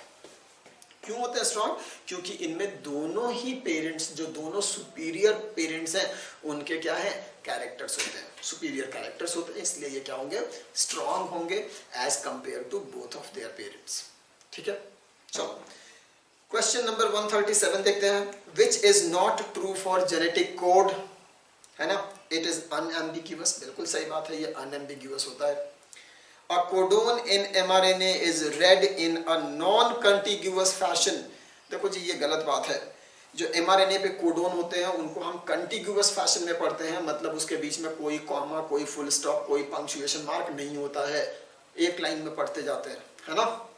तो ये गलत है कि वो नॉन कंटिग्यूअस होता है, इनफैक्ट वो कंटिग्यूअस होता है। ठीक है, थर्ड क्या बोल रहा है, इट इज नियरली यूनिवर्सल। हाँ जी सही बात है, इट इज नियरली यूनिवर्सल, इसके कुछ एक्सेप्शंस हैं। मोस्टली जेनेटिक जो लैंग्वेज है वो यूनिवर्सल है, एक्सेप्ट सम एक्सेप्शंस, जिसकी वजह से हम बोलते हैं कि ये क्या है, नियरली यूनिवर्सल है। और फोर्थ बोल रहा है इट इज डीजेनरेट, हाँ जी ये भी सही है, डीजेनरेट है। क्यों? क्योंकि more than one codon codes for same same amino acid, है ना। तो ये चारों में से ऑप्शन 2 जो है वो गलत है, बाकी सब सही है। 138 during a microbial study a spore was observed as thick-walled, highly resistant and surrounded by different wall layers. This can withstand both high and low temperature and they remain unharmed during pasteurization. The spore must be, क्या होगा ये? Endospore होगा। क्या होगा? Endospore होगा, है ना। 3 layer में इसकी वॉल्स होती हैं, है ना। पिक्रिक एसिड होता है जिसकी वजह से ये हाईली रेसिस्टेंट होता है। तो ये क्या है? एंडोस्पोर है। ठीक है, चलिए एक्सोस्पोर, ऑक्सोस्पोर और स्ट्रेटोस्पोर कोई भी नहीं होगा, ये क्या होगा? एंडोस्पोर है। 139 which of the following statement is not true? कौन सा सही नहीं है? पहला, lichen can be used as industrial pollution indicator, बिल्कुल सही बात है ना। जिस भी एरिया में लाइकेन मर रहे हैं इसका मतलब वहां पे इंडस्ट्रियल पॉल्यूशन हो रहा है। इंडस्ट्रियल मिलानिज्म के केस में हमने ये देख रखा है, याद करो बिस्टन बिटूल एरिया का केस। ठीक है, सेकंड बोल रहे हैं bad ozone is found in troposphere, बिल्कुल सही बात है। ट्रोपोस्फियर में अगर ओजोन है तो उसको हम बैड ओजोन बोलते हैं। क्यों? क्योंकि ozone is poisonous gas for us, है ना। अगर ये स्ट्रेटोस्फियर में है तो ये ओजोन लेयर का फॉर्मेशन करेगा और तब हम इसको गुड ओजोन कहते हैं। लेकिन अगर ये ट्रोपोस्फियर में है तो हम इसको क्या बोलेंगे? Bad ozone. सही बात है। Eutrophication occurs due to nutrient enrichment in lake, ये भी सही बात है ना। यूट्रोफिकेशन उसीलिए तो होता है। और फाइनली फोर्थ बोल रहा है अ same species can occupy more than one trophic level in same food chain in an ecosystem at a time. At a time ये गलत हो गया है, ठीक है, ये नहीं हो सकता, है ना। और सेम फूड चेन में भी नहीं हो सकता, डिफरेंट फूड चेन में हो सकता है ना। फूड वेब होता तो ये सही होता, ठीक है। तो ये बात गलत हो गई है, तो इनकरेक्ट स्टेटमेंट है statement number 4 and that is your correct answer. 140 देखो, Which of the following phenomena is not universal in occurrence in plants? है ना, मेटाबॉलिज्म होगा, यूनिवर्सल है, अगर ये नहीं होगा तो प्लांट मर जाएगा। Guttation, guttation is not universal. जो गटेशन है वो सिर्फ और सिर्फ सर्टेन कंडीशंस में होगा। वो कंडीशंस क्या होंगे? अगर रेट ऑफ ट्रांसपिरेशन कम है as compared to rate of ascent of sap, ठीक है। देख लो गटेशन कब होगा? गटेशन सिर्फ और सिर्फ तभी होगा जब rate of ascent of sap जो है इट इज हायर, है ना, is higher than rate of transpiration, है ना। और वो भी किसमें? इन herbaceous plants only। समझ में आ रहा है? इसीलिए गटेशन सिर्फ और सिर्फ कब होगा? कहां होगा? हर्बेसियस प्लांट में। कब होगा? ऐसे कंडीशंस में जहां पे रेट ऑफ ट्रांसपिरेशन क्या हो? कम हो, यानी कि अर्ली मॉर्निंग आवर्स में या सर्दियों के दिन में, ठीक है, जब टेम्परेचर कम होता है। तो गटेशन जो है वो एक यूनिवर्सल फेनोमेना नहीं है प्लांट का।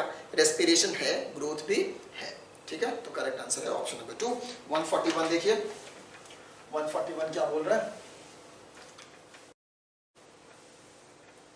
141 first form of life arose slowly through evolutionary forces from non-living organic molecule.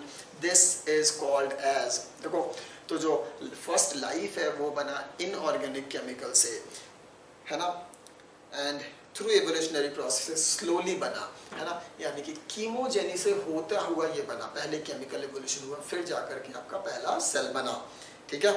तो ये जो पूछ रहा है कि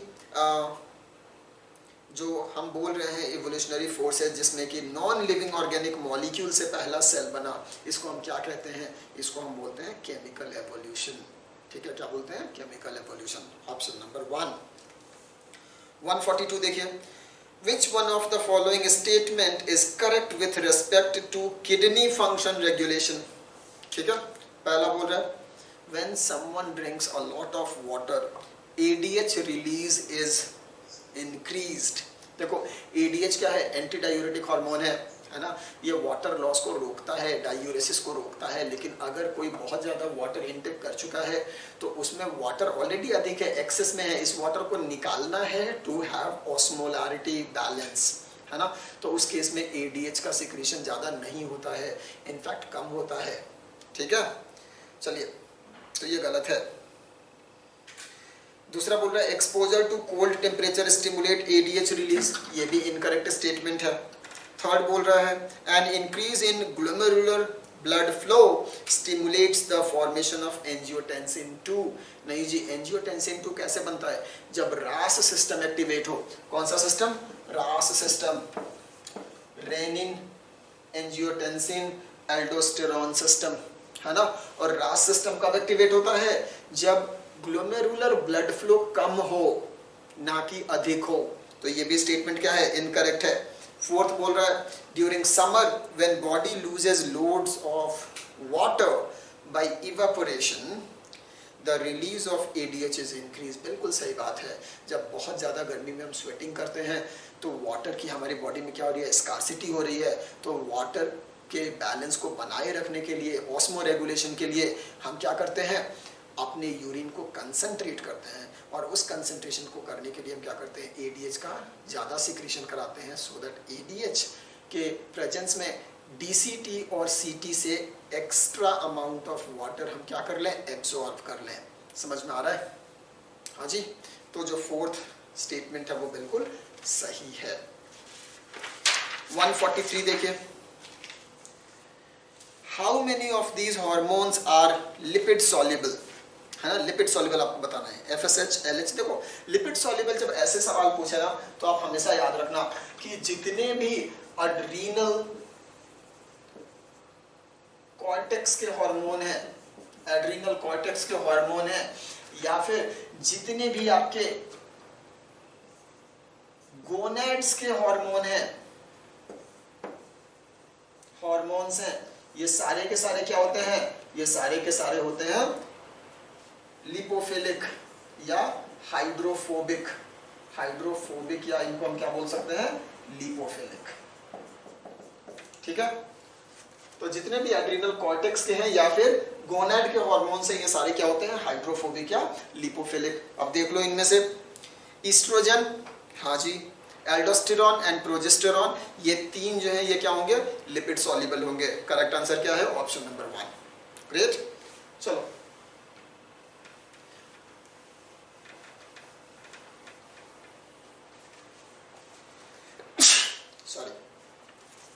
question number 144, which statement is incorrect about connective tissue, है ना। कनेक्टिव टिश्यू की हम बात कर रहे हैं, it connects structure and support the body. बिल्कुल सही बात है ना। It provides elasticity and flexibility, ये भी सही है। ब्लड, जो कि एक special type of connective tissue है, secretes fibres like collagen and elastin. नहीं जी, ब्लड अपने कोलाजन और इलास्टीन को सिक्रीट नहीं करता है, ये इनकरेक्ट स्टेटमेंट है। ठीक है, ब्लड कोलाजन और इलास्टीन का सिक्रीशन नहीं करता है। एंड डी बोल रहा है cells also secrete modified polysaccharide like HA hyaluronic acid, है ना। तो वो भी सही है। तो A, B और D जो है सही है, जो C है वो इनकरेक्ट है। तो करेक्ट आंसर क्या होगा, ऑप्शन नंबर 3। 145 देखो, in cymose inflorescence the main axis is, देखो FST2 में भी हमने बात की थी साइमोज इन्फ्लोरेसेंस की, वहाँ पे आपको बताया था साइमोज इन्फ्लोरेसेंस क्या होता है ना। तो साइमोज इन्फ्लोरेसेंस में हमने क्या बोला था, साइमोज इन्फ्लोरेसेंस में बोला था कि जो मेन एक्सिस है वो टर्मिनेट हो जाता है बाय अ सॉलिटरी फ्लावर, है ना। एक सिंगल सबसे बड़ा और सबसे ओल्डर फ्लावर होता है जो कि सबसे टॉप पे लग जाता है मेन एक्सिस के, और इसके बाद यहाँ से उससे छोटे, फिर उससे छोटे, फिर उससे छोटे, सबसे छोटे, है ना। तो ये किसमें है, बेसिपिटल ऑर्डर में अरेंज हो जाते हैं, है ना। हमने देखा था। तो साइमोज इन्फ्लोरेसेंस में हमने क्या देखा, जो मेन एक्सिस है वो किस में टर्मिनेट करता है, इन अ फ्लावर। ठीक है, ऑप्शन देखो, पहला बोल रहा है सो अनलिमिटेड ग्रोथ, नहीं होता है। बेयर्स और सॉलिटरी फ्लावर, नहीं जी, इन्फ्लोरेसेंस है तो बहुत सारे फ्लावर होंगे। Shows unlimited growth but lateral branches and in flower, नहीं जी, अनलिमिटेड ग्रोथ हो ही नहीं सकता क्योंकि मेन एक्सिस के ऊपर जाके कौन आ गया है, फ्लावर। तो इससे अधिक इस एक्सिस की ग्रोथ नहीं हो सकती, अनलिमिटेड ग्रोथ नहीं होती है बल्कि लिमिटेड ग्रोथ होती है यहाँ पे। एंड फोर्थ बोल रहा है टर्मिनेट्स इन अ फ्लावर, बिल्कुल सही बात है। तो करेक्ट ऑप्शन क्या है, ऑप्शन नंबर 4। 146 देखिए, choose the correct sequence of steps in plant tissue culture, है ना। तो प्लांट टिश्यू कल्चर के स्टेप्स बताने हैं करेक्ट ऑर्डर में। आपको क्या क्या दिया हुआ देखो, देखिए जब आप प्लांट टिश्यू कल्चर करते हो तो सबसे पहले क्या करते हो, सिलेक्शन ऑफ एक्सप्लांट, है ना। उसके बाद से इस एक्सप्लांट का क्या करते हो, स्टेरिलाइजेशन, है ना। स्टेरिलाइजेशन के बाद आप क्या करते हो, इसके टिश्यू को लेकर के क्या करते हो, इनोकुलेशन करते हो, है ना। इनोकुलेशन करते हो टेस्ट ट्यूब में। और इनोकुलेशन के बाद हम क्या करते हैं, जब कैलस फॉर्मेशन होता है हम रीजेनरेशन करते हैं, है ना, रूटिंग शूटिंग भी करवाते हैं। उसके बाद से जब प्लांटलेट बन जाते हैं, ग्रो कर जाते हैं, तो उन प्लांटलेट को हम केयरफुली कट करते हैं और उसके बाद से उनकी हम क्या करवाते हैं, हार्डनिंग कराते हैं। और हार्डनिंग करने के बाद हम प्लांटलेट का क्या करते हैं, ट्रांसफर कर देते हैं। समझ में आ रहा है, यही तो करते हैं प्लांट टिश्यू कल्चर में। ओके, तो करेक्ट ऑप्शन यहाँ पे क्या होगा, ऑप्शन नंबर 4। ठीक है, 147 देखो, अब question number 147, in vitro replication of DNA is called, क्या बोलते हैं इसको, पॉलीमरेज चेन रिएक्शन। क्या बोलते हैं, पीसीआर, पॉलीमरेज चेन रिएक्शन। ठीक है, चलो 148, which of the following statements are true about chrysophytes? Chrysophytes यानी कि हम यहाँ पे डाइटम एंड डेस्मिड के बारे में बात करने वाले हैं, प्रोटिस्टा। ठीक है, देखो, they are found in fresh water as well as marine environment, बिल्कुल सही बात है ना। फ्रेश वाटर और मरीन वाटर दोनों में मिलते हैं आपको chrysophytes. They are microscopic and float passively in water current, ये भी सही है। This group includes diatom and desmid, अभी बोला था, ये भी सही है, यानी कि तीनों ही सही हैं, है ना। चौथा बोल रहा है they are mostly saprophytic, no, they are mostly photoautotrophic. ठीक है, ये सैप्रोट्रॉफिक नहीं होते, ये क्या होते हैं, फोटो ऑटोट्रॉफिक होते हैं। तो डी गलत है, ए बी सी सही है। करेक्ट आंसर क्या है, option number 2। 149, in population showing Verhulst Pearl logistic growth, है ना, लॉजिस्टिक ग्रोथ मॉडल की बात कर रहे हैं हम लोग। The deceleration phase attends when, deceleration कब होगा, देखो, वेलरस्ट और लॉजिस्टिक ग्रोथ जो था उसका इक्वेशन क्या था, dn upon dt is equals to rn into k minus n upon k, यही था ना। ये क्या था, वेलरस्ट और लॉजिस्टिक ग्रोथ मॉडल था ये, और ये कब फॉलो होता है, जब रिसोर्सेज लिमिटेड हो। करेक्ट पढ़ रखा हमने ये। अब देखो यहाँ पे डी एक्सेलरेशन कब आएगा, डी एक्सेलरेशन से पहले हम बात करते हैं कि यहाँ पे ग्राफ कैसा बनता है। यहाँ पे ग्राफ बनता है सिग्मॉइड, ग्राफ कैसा बनता है, सिग्मॉइड, लैग फेज होगा, लॉग फेज होगा, और यहाँ पे जाकर के स्टेडी फेज आता है, या फिर यहाँ पे डी एक्सेलरेशन होता है, यानी कि जो ग्रोथ है वो धीरे धीरे क्या होने लगती है, कम होने लगती है। देखो स्लोप जो यहाँ पे इतना था, अब ये स्लोप क्या हो रहा है, कम हो रहा है, यानी कि जो रेट ऑफ ग्रोथ है वो क्या हो रही है, डी एक्सेलरेट कर रही है, स्लो हो रही है। और ये कब होती है, जब आपका जो n की वैल्यू है, n जब अप्रोच करने लगता है किसके बराबर, k के बराबर। जब n k के बराबर हो जाएगा तो ये वैल्यू क्या हो जाएगी, 0।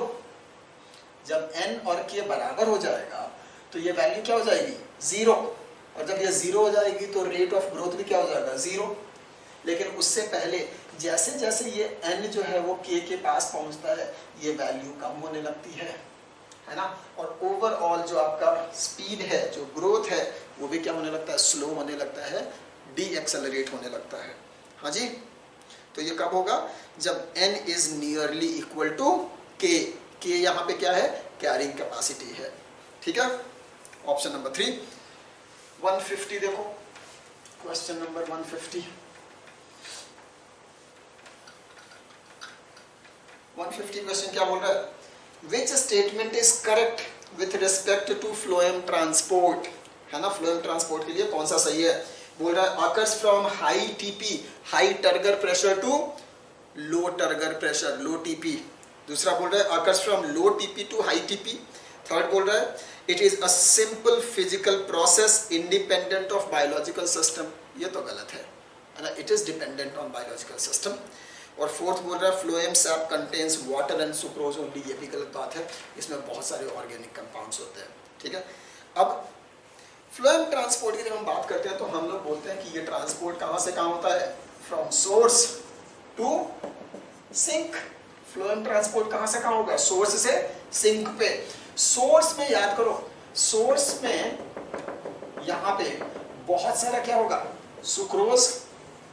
अगर मान लो यहाँ पे 1000 सुक्रोज मॉलिक्यूल है, इसका मतलब यहाँ पे सॉल्यूट पोटेंशियल क्या है, अधिक है ना, और उसकी सॉल्यूट का कंसंट्रेशन अधिक है, उसकी वजह से यहाँ पे जो टर्गर प्रेशर होगा वो क्या होगा, अधिक होगा।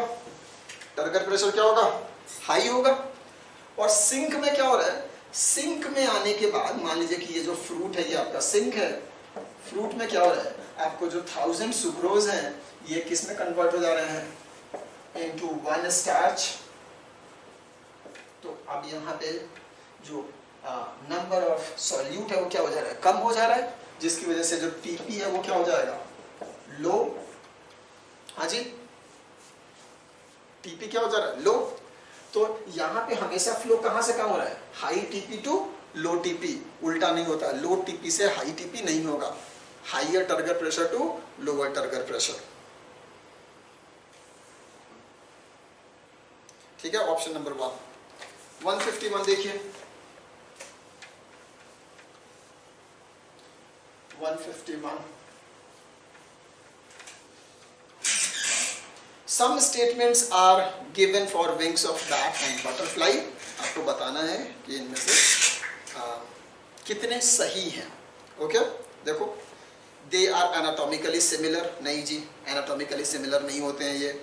दे आर होमोलोगस स्ट्रक्चर, जब एनाटॉमिकली सिमिलर नहीं है तो होमोलोगस भी नहीं होंगे। They are result of divergent evolution, divergent evolution अगर होता तो ये होमोलोगस स्ट्रक्चर होते, वो भी गलत हो गया। दे आर अच्छा, दे परफॉर्म डिफरेंट फंक्शन, नहीं जी, विंग्स हैं, दोनों का फंक्शन सेम है, फ्लाइंग, ये भी गलत है। They are example of adaptive convergence, बिल्कुल सही बात है ना। विंग्स ऑफ बैट और wings of butterfly are analogous structure, और ये क्यों बनते हैं, बिकॉज ऑफ एडेप्टिव कन्वर्जेंस, बिल्कुल सही बात है। एंड एफ बोल रहा है दे इंडिकेट कॉमन एंसेस्ट्री, नहीं जी, जब इनका बेसिक डिजाइन सेम नहीं है, जब ये होमोलोगस स्ट्रक्चर नहीं है, तो ये बेसिक एंसेस्ट्री को तो शो नहीं कर रहे हैं, ये क्या शो कर रहे हैं, डिफरेंट एंसेस्ट्री को, है ना। तो कितना स्टेटमेंट इसमें सही है, सिर्फ एक, they are example of adaptive convergence, इसीलिए करेक्ट आंसर क्या है, ऑप्शन नंबर 2। 152 देखिए, which of the following relation is true, है ना, कौन सा रिलेशन सही है। अब यहाँ पे लिखा है functional residual capacity is equals to IC plus RV, है ना, inspiratory capacity plus residual volume. अब देखिए, फंक्शनल रेसिडुअल वॉल्यूम ये नहीं होता है। फंक्शनल रेसिडुअल वॉल्यूम क्या होता है, फंक्शनल रेसिडुअल वॉल्यूम होता है expiratory reserve volume plus residual volume. तो ये स्टेटमेंट क्या हो गया, गलत हो गया, ये सही होता है, पहला गलत हो गया। दूसरा बोल रहा है कि VC vital capacity is equals to IC plus ERV। अच्छा जी, तो जो वाइटल कैपेसिटी होती है वो inspiratory capacity plus expiratory reserve volume होती है। हाँ जी, होती है, क्यों, क्योंकि IC में क्या आएगा, IC में आएगा inspiratory reserve volume plus TV, है ना, और प्लस ERV तो हो ही आपको याद आएगा कि VC का फॉर्मूला सही हो गया है, तो ये क्या है, सही है, ये तो गलत था। थर्ड देखो क्या लिखा है, थर्ड लिखा है total lung capacity TLC is equals to क्या लिख रहा है, FRC प्लस IC, है ना, FRC plus IC inspiratory reserve volume plus functional residual capacity मिलकर के क्या हो गया, टोटल लंग कैपेसिटी हो रहा है, ऐसा इनका कहना है।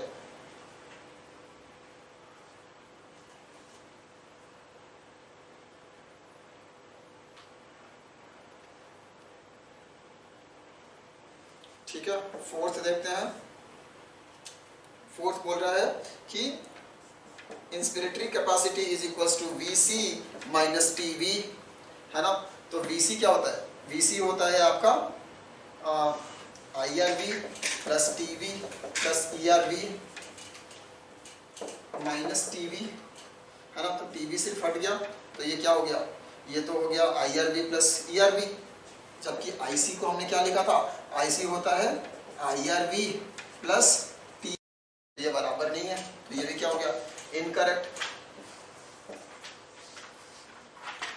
In case of third total lung capacity में बोल रहा है फंक्शनल रेसिड्यूअल कैपेसिटी है, फंक्शनल रेसिड्यूअल कैपेसिटी होती है ERV प्लस RV, और इंस्पिरेटरी कैपेसिटी होता है IRV प्लस TV, ठीक है। तो टोटल लंग कैपेसिटी में आपका ये भी ऐड हो रहा है, लेकिन यहाँ पे आंसर आप क्या लगाओगे, सेकंड वन VC, ठीक है। हाँ जी, चलिए क्वेश्चन नंबर, सॉरी, यहाँ पे लिखा है इंस्पिरेटरी रिजर्व कैपेसिटी, सिर्फ लिखा है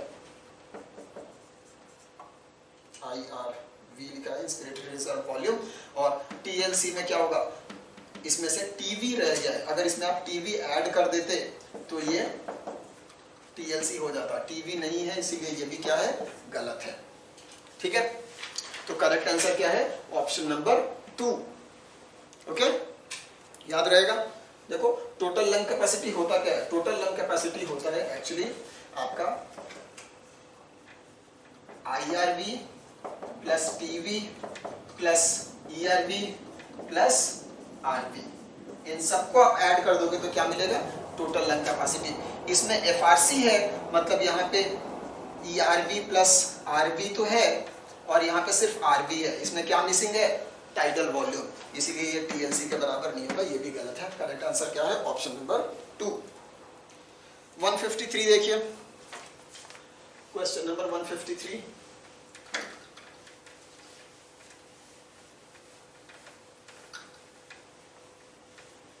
क्वेश्चन नंबर 153 बोल रहा है thymosin is responsible for, thymosin एक हार्मोन है जो कौन सिक्रीट करता है, थाइमस ग्लैंड, और ये किसके लिए इंपॉर्टेंट होता है, for differentiation of T lymphocyte, है ना।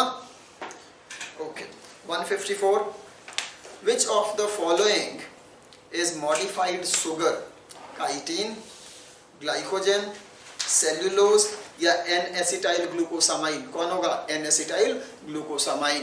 क्यों, यहाँ पे हम लोग देखते हैं कि आपका जो शुगर है इसमें N पोजीशन पे आपको एक एसिटाइल ग्रुप का एडिशन करते हैं, है ना, और ये क्या बन जाता है, N-एसिटाइल ग्लूकोसामाइन। तो ये एक मॉडिफाइड शुगर होता है, और ये मॉडिफिकेशन कहाँ होगा, गोल्गी कॉम्प्लेक्स में होगा, ठीक है, कहाँ होगा, गोल्गी कॉम्प्लेक्स में। 155 देखिए, which of the following statements are not true, कौन सा स्टेटमेंट सही नहीं है। Tendril is a vegetative structure, बिल्कुल सही बात है, टेंड्रिल क्या होता है, vegetative structure. Stipule is a lateral outgrowth at leaf base, ये भी बिल्कुल सही बात है। थर्ड बोल रहा है arrangement of flowers in racemose inflorescence is in basipetal order, नहीं जी, यहाँ पे क्या होता है, एक्रोपिटल ऑर्डर, बेसिपिटल ऑर्डर किसमें होता है, साइमोज में, तो ये इनकरेक्ट है, ठीक है। और फोर्थ बोल रहा है in racemose inflorescence floral axis has unlimited growth, बिल्कुल सही बात है, अनलिमिटेड ग्रोथ होता है यहाँ पे, क्योंकि जो मेन एक्सिस है वो एक फ्लावर से टर्मिनेट नहीं होता है, यहाँ पे साइमोज में होता है, ठीक है। सो 155 का करेक्ट आंसर क्या हो गया, ऑप्शन नंबर 3। 156 देखिए, out of A population of 800 individuals, है ना, यहाँ पे कितना इंडिविजुअल लिया इन्होंने, 800, ओके।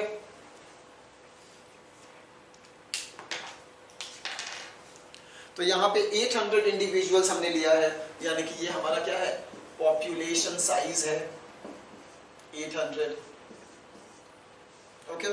और बोल रहा है कि इन F2 generation of a cross, ना, तो यहाँ पे क्रॉस कराया गया है किसके बीच में, येलो एंड राउंड, किसके साथ किया गया है, with green and wrinkled, green and wrinkled, आपका ये फेमस मेंडल का डाई हाइब्रिड क्रॉस है ना। बोल रहा है कि ये P जनरेशन होगा तो ये क्या होगा, वाई वाई आर आर, और ये क्या होगा, स्मॉल वाई स्मॉल आर, है ना।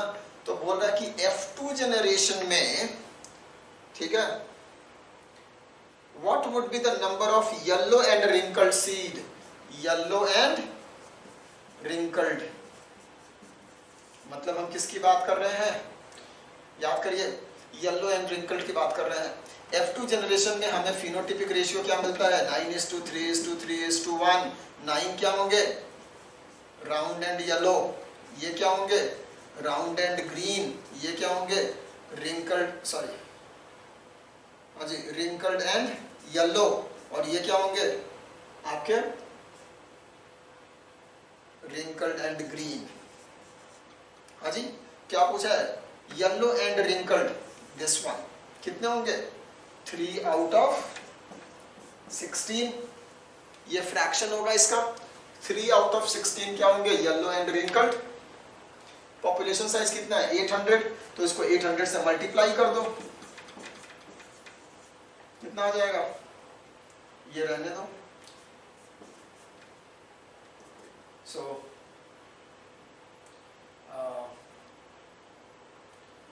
300/2 यानी कि 150, करेक्ट। तो आंसर क्या होगा, ऑप्शन नंबर 4, 150। 156 देखिए,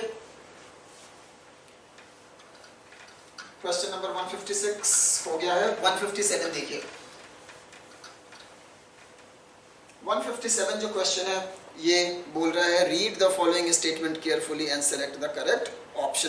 पहला बोल रहा है, source of restriction enzyme HIND3 is E coli, हो ही नहीं सकता, अगर इक्वलाई से होता तो इसका नाम इको से स्टार्ट होता, ये हिंड है, हीमोफिलस इन्फ्लुएंजी का है ना, तो ये हीमोफिलस इन्फ्लुएंजी से मिलता है आपको, इकोलाई से नहीं मिलता, तो ये तो करेक्ट नहीं है, ये फॉल्स स्टेटमेंट है।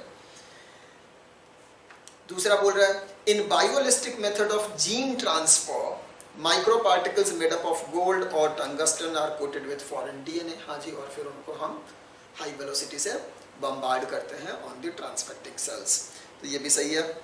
Micro injection method for injecting recombinant DNA is used for animal cells, बिल्कुल सही बात है। Primer are chemically synthesised oligonucleotides that are complementary to regions of DNA in PCR, ये भी सही बात है।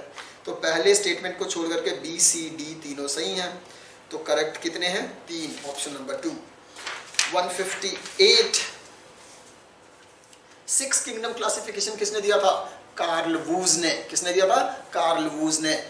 6 किंगडम क्लासिफिकेशन को हम लोग क्या बोलते हैं, 3 डोमेन क्लासिफिकेशन भी, क्या बोलते हैं, 3 डोमेन क्लासिफिकेशन, या फिर इसी को बोलते हैं 6 किंगडम क्लासिफिकेशन, है ना, किसने दिया था, कार्ल वूज ने दिया था, ठीक है, ओके।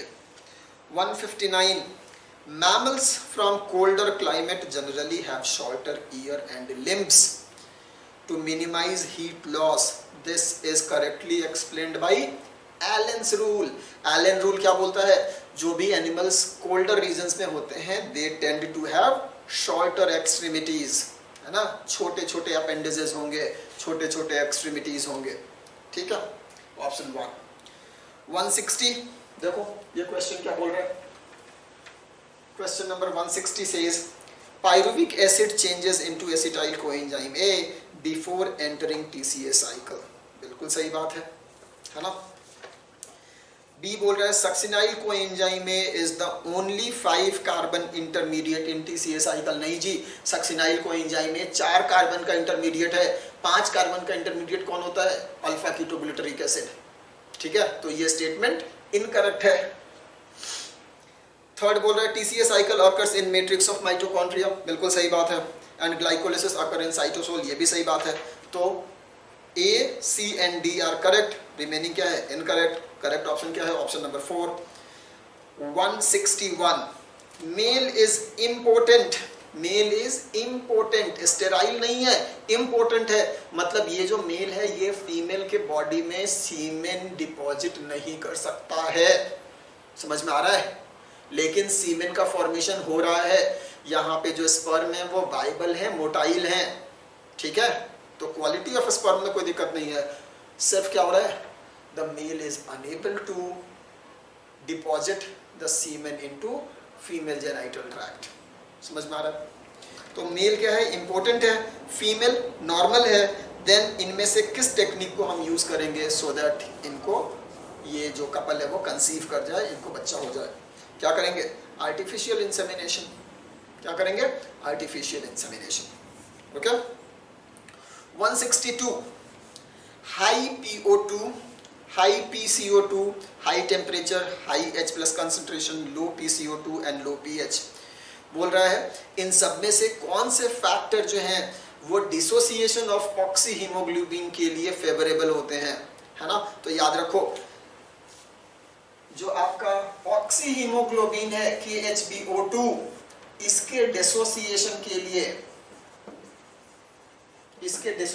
लिए क्या रिस्पॉन्सिबल होता है? लेस PO2, है ना,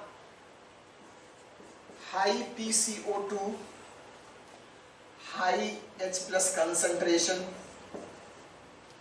लो pH, हाई टेम्परेचर। ठीक है, हाई टेम्परेचर। और क्या होता है? और होता है हाई 2,3-DPG कंसंट्रेशन। ये सारे जो फैक्टर्स होते हैं ये आपके डिसोसिएशन को क्या करते हैं? Induces dissociation of oxy haemoglobin. Oxy haemoglobin को डिसोसिएट कौन करवाता है? Low PCO2, low pH value, या high PCO2, high H plus, high temperature and high DPG, diphosphoglyceric acid. ठीक है, अब देखो इनमें से कौन कौन सा ऑप्शन सही होगा फिर?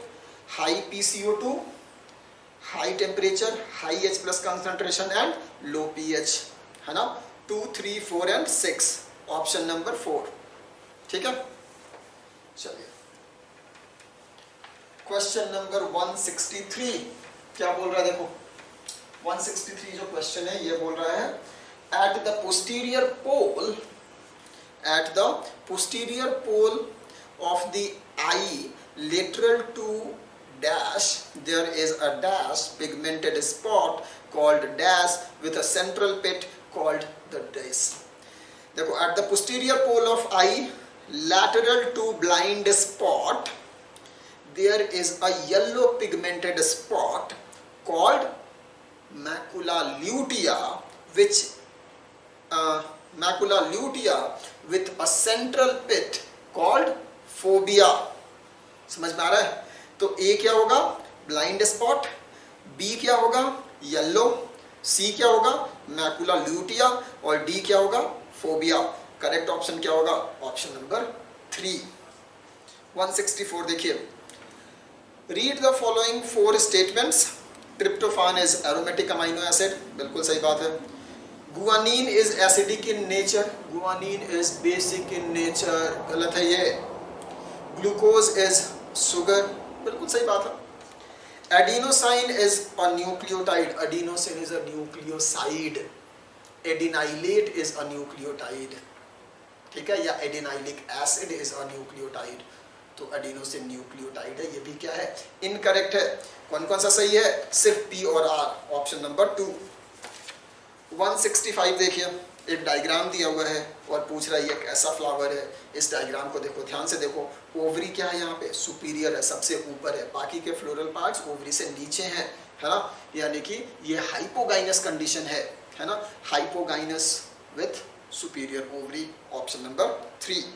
166 देखिए, एक डाई हाइब्रिड क्रॉस किया गया है और उसमें डाई हाइब्रिड क्रॉस किया गया है ए बी बी क्रॉस, है ना, प्योर पेरेंट्स है, ठीक है।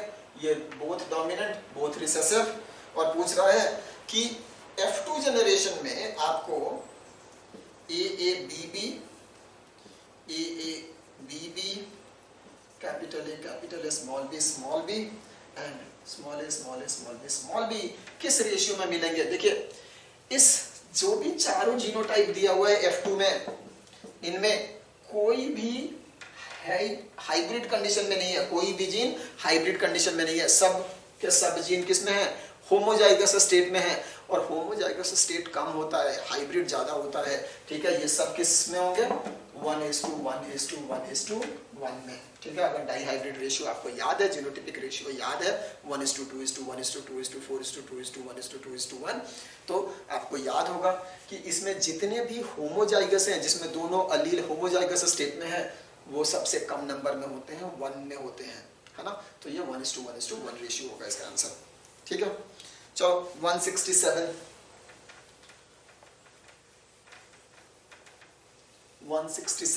अगर ये क्वेश्चन नहीं समझ में आ रहा है तो मैं एक बार बोलूंगा कि आप फिर से डाई हाइब्रिड क्रॉस जाकर के ठीक से बैठ करके खुद से प्रैक्टिस करो। जब तक आप प्रैक्टिस नहीं करोगे ये सवाल नहीं बनेगा, ठीक है। So you have to do practice on your own, मेरे पढ़ाने से नहीं होगा हर बार। 167 The protein product of the following Bt toxin gene CRY1AC and CRY2AB are responsible for controlling bollworm। इसी दोनों जीन को हमने कहाँ डाला था, बीटी कॉटन में, है ना। और ये किसको रोकते हैं, बॉलवर्म के इन्फेक्शन को रोकते हैं, ठीक है। 168 चूज द इनकरेक्ट स्टेटमेंट, है ना। इनकरेक्ट स्टेटमेंट आपको बताना है। Taxonomic categories are distinct biological entity, हाँ जी होते हैं, जैसे species. Bentham and Hooker gave biggest natural classification of non spermatocyte, ये इनकरेक्ट है ना। Keys are analytical in nature, बिल्कुल सही बात है, एनालिटिकल होता है वो। And Linnaeus gave artificial classification, ये भी क्या है, सही है, ओके।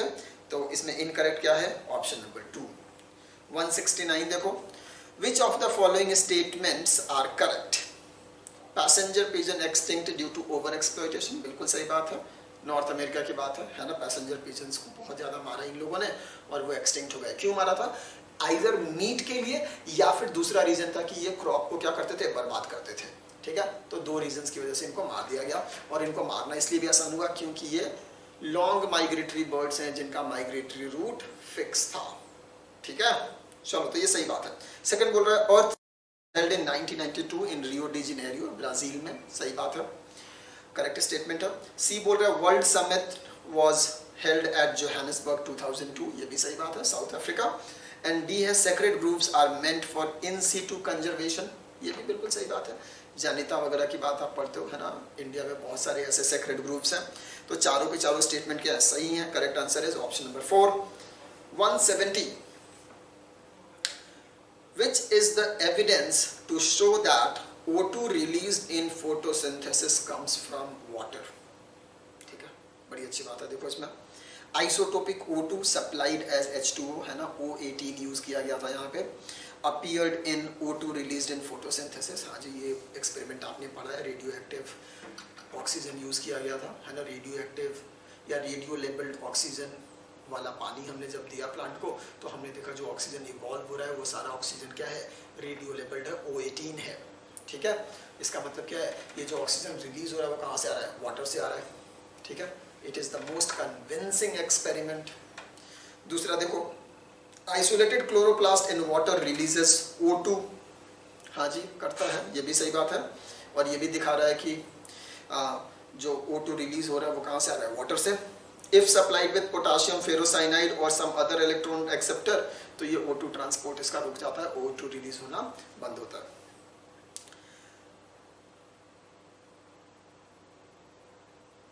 ठीक है,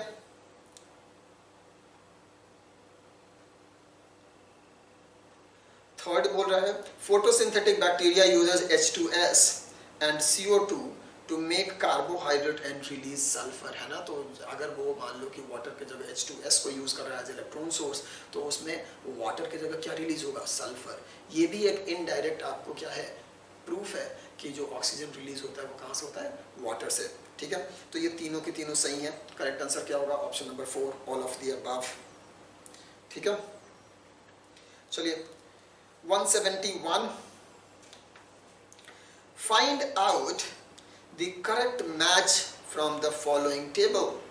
पहला बोल रहा है corpus luteum only oestrogen, corpus luteum progesterone and oestrogen दोनों का रिलीज करता है, ओनली ईस्ट्रोजन का रिलीज नहीं करता है, ये इनकरेक्ट हो गया। सेकंड बोल रहा है प्लासेंटा रिलैक्सिन, हाँ जी प्लासेंटा रिलैक्सिन का भी सिक्रीशन करता है। डायलेट्स प्यूबिक सिम्फाइसिस, है ना, तो ये जो रिलैक्सिन है ये क्या करता है, प्यूबिक सिम्फाइसिस को रिलैक्स कर देता है, डायलेट कर देता है, so that birth canal open हो जाए और इजीली बच्चे का डिलीवरी हो सके, बर्थ हो सके, पार्ट्यूरेशन इजीली हो सके। तो ये सही है। थर्ड बोल रहा है पोस्टीरियर पिट्यूटरी ऑक्सीटोसिन, हाँ जी पोस्टीरियर पिट्यूटरी से ऑक्सीटोसिन का रिलीज होता है ना, and it helps in parturition. बिल्कुल, ऑक्सीटोसिन जाकर के जो मायोमेट्रियम है यूट्रस का, उस पे स्मूथ मसल पे बाइंड करता है और उसको विगरसली कॉन्ट्रैक्ट कराता है for expulsion of foetus, child birth के लिए। तो ये भी सही है। तो फर्स्ट को छोड़ करके सेकंड और थर्ड दोनों सही हैं, तो ऑप्शन नंबर 2। 172, देखो ये क्या बोल रहा है, which one of the following statements is true, कौन सा सही है। पहला बोल रहा है mammalian liver receives both oxygenated and deoxygenated blood, बिल्कुल सही बात है। ध्यान रखो, जो मैमेलियन लीवर होता है इसमें हिपैटिक आर्टरी के थ्रू आपको ऑक्सीजनेटेड ब्लड आता है, लेकिन जो हिपैटिक पोर्टल वेन है उससे इंटेस्टाइन से होकर के डीऑक्सीजनेटेड ब्लड आता है। लेकिन ये जो ब्लड होता है it is rich in absorbed food material, समझ में आ रहा है। तो लीवर में ऑक्सीजनेटेड ब्लड का भी एंट्री हो रहा है थ्रू हिपैटिक आर्टरी, और डीऑक्सीजनेटेड ब्लड भी आ रहा है थ्रू हिपैटिक पोर्टल वेन, समझ में आ रहा है। तो ये स्टेटमेंट क्या है, बिल्कुल सही है। सेकंड बोल रहा है liver and kidney of frog receives only oxygenated blood, गलत बात है ना, क्योंकि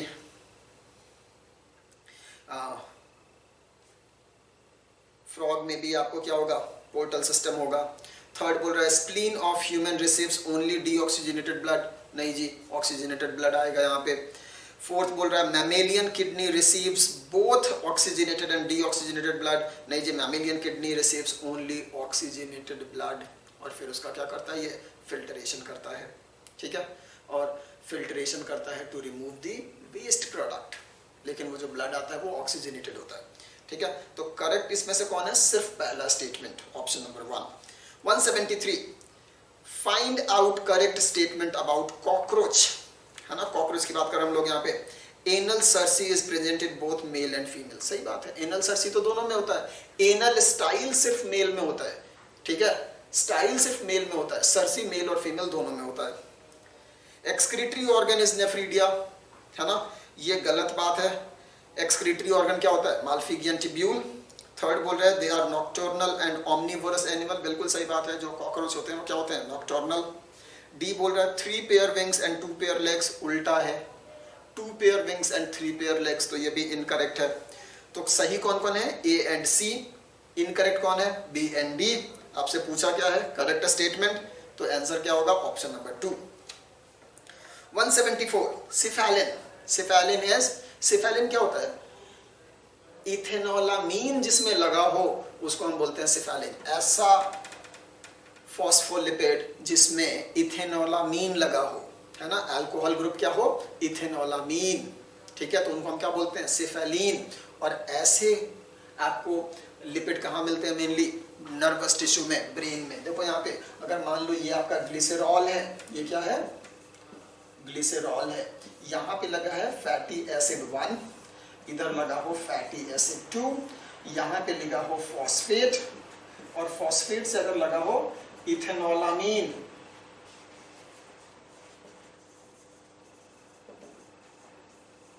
तो इस ऐसे लिपिड को हम क्या बोलते हैं? सिफेलिन। और ये मेनली कहां मिलता है आपको? नर्वस टिश्यू में। कहां मिलेगा? नर्वस टिश्यू में, ब्रेन में। ठीक है, तो सिफेलिन क्या है? एक तरह का फॉस्फोलिपिड है। समझ में आ रहा है? Option number 2। 175 देखिए, the cross section of a plant material shows the following anatomical feature under microscope, है ना? Collenchymatous hypodermis है, Sclerenchymatous pericycle in patches located just above phloem bundle, ठीक है? Vascular bundle arranged in a ring and radial placed parenchymatous cells between vascular bundles। यानी कि हम किसकी बात कर रहे हैं यहाँ पे? हम यहाँ पे बात कर रहे हैं डाइकॉट स्टेम की। किसकी बात कर रहे हैं? डाइकॉट स्टेम की। और उसमें भी हम किसकी बात कर रहे हैं? सनफ्लावर की, हेलियंथस स्टेम की बात कर रहे हैं हम यहाँ पे। ठीक है, ऑप्शन नंबर 2। 176 देखिए, यहाँ पे एक फिगर दिया हुआ है, आपके एनसीईआरटी का डायग्राम है, और ये डायग्राम आपको किसको दिखा रहा है? इंडिपेंडेंट असॉर्टमेंट को। किसके लिए ये? Independent assortment.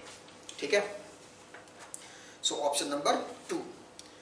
177 cyclosporin A is used as an immunosuppressive agent in organ transplant patients. It is produced by, कौन प्रोड्यूस करता है इसको? एक फंगस जिसका नाम है ट्राइकोडर्मा, है ना? याद रखना होगा आपको, ट्राइकोडर्मा से हमें क्या मिलता है? साइक्लोस्पोरिन ए, जिसको हम एक ड्रग की तरह यूज करते हैं। कैसा ड्रग? इम्यूनोसप्रेसेंट की तरह। Okay. 178 which of the following is incorrectly matched? कौन सा इनकरेक्टली मैच है? सॉइल प्रोफाइल का ये क्वेश्चन है। देखो, लिटर, ओवन जोन, हाँ जी लिटर वहीं पे होता है, undecomposed organic matter. Zone of leaching, zone of leaching कौन सा होता है? जोन ऑफ लीचिंग होता है A2। जोन ऑफ लीचिंग क्या होता है? A2, है ना? तो O2 नहीं होता है, O2 नहीं होता है, गलत है ये। सब सॉइल B होराइजन, बिल्कुल सही बात है, B1 B2। And top soil A horizon, ये भी सही बात है। ठीक है, और A और B दोनों मिलकर के सोलम का फॉर्मेशन कर रहे थे। करेक्ट, तो इसमें से इनकरेक्ट क्या है? Option number 2। 179 देखो, total amount of living organic matter present in particular area in particular time in an ecosystem is known as, इसको हम क्या बोलते हैं? स्टैंडिंग क्रॉप, है ना? एक पर्टिकुलर ट्रॉफिक लेवल पे एक समय में एक इकोसिस्टम में जितना भी लिविंग मटेरियल है, लिविंग बायोमास है, उसको हम क्या बोलते हैं? Standing crop. 180 देखिए, during nitrogen metabolism in plants glutamate dehydrogenase enzyme is involved in conversion of, किसका कन्वर्शन करता है? Alpha ketoglutaric acid to glutamine, है ना? अल्फा कीटोग्लूटरिक एसिड में वो अमीन ग्रुप को ऐड करता है और उससे क्या बन जाता है? ग्लूटामिक एसिड, है ना? पहला अमाइनो एसिड बन जाता है ग्लूटामिक एसिड। ठीक है, तो ऑप्शन नंबर 3, है ना? चलिए, so these were 180 your this was your 180th question. ये आपके 90 क्वेश्चन थे FST 3 के। आई होप आपको ये जो डिस्कशन है वो अच्छा लगा होगा। एंड जो भी आपने गलतियां की हैं, प्लीज़ कीप लर्निंग, है ना? टाइम बहुत नहीं है आप लोग के पास। जो FSTs हैं, इनमें जो क्वेश्चंस हैं बहुत ही रेलिवेंट क्वेश्चंस हैं, तो आप इनसे सीखते रहो एंड कीप लर्निंग। हम लोग फिर से मिलेंगे with next paper discussion. Thank you very much.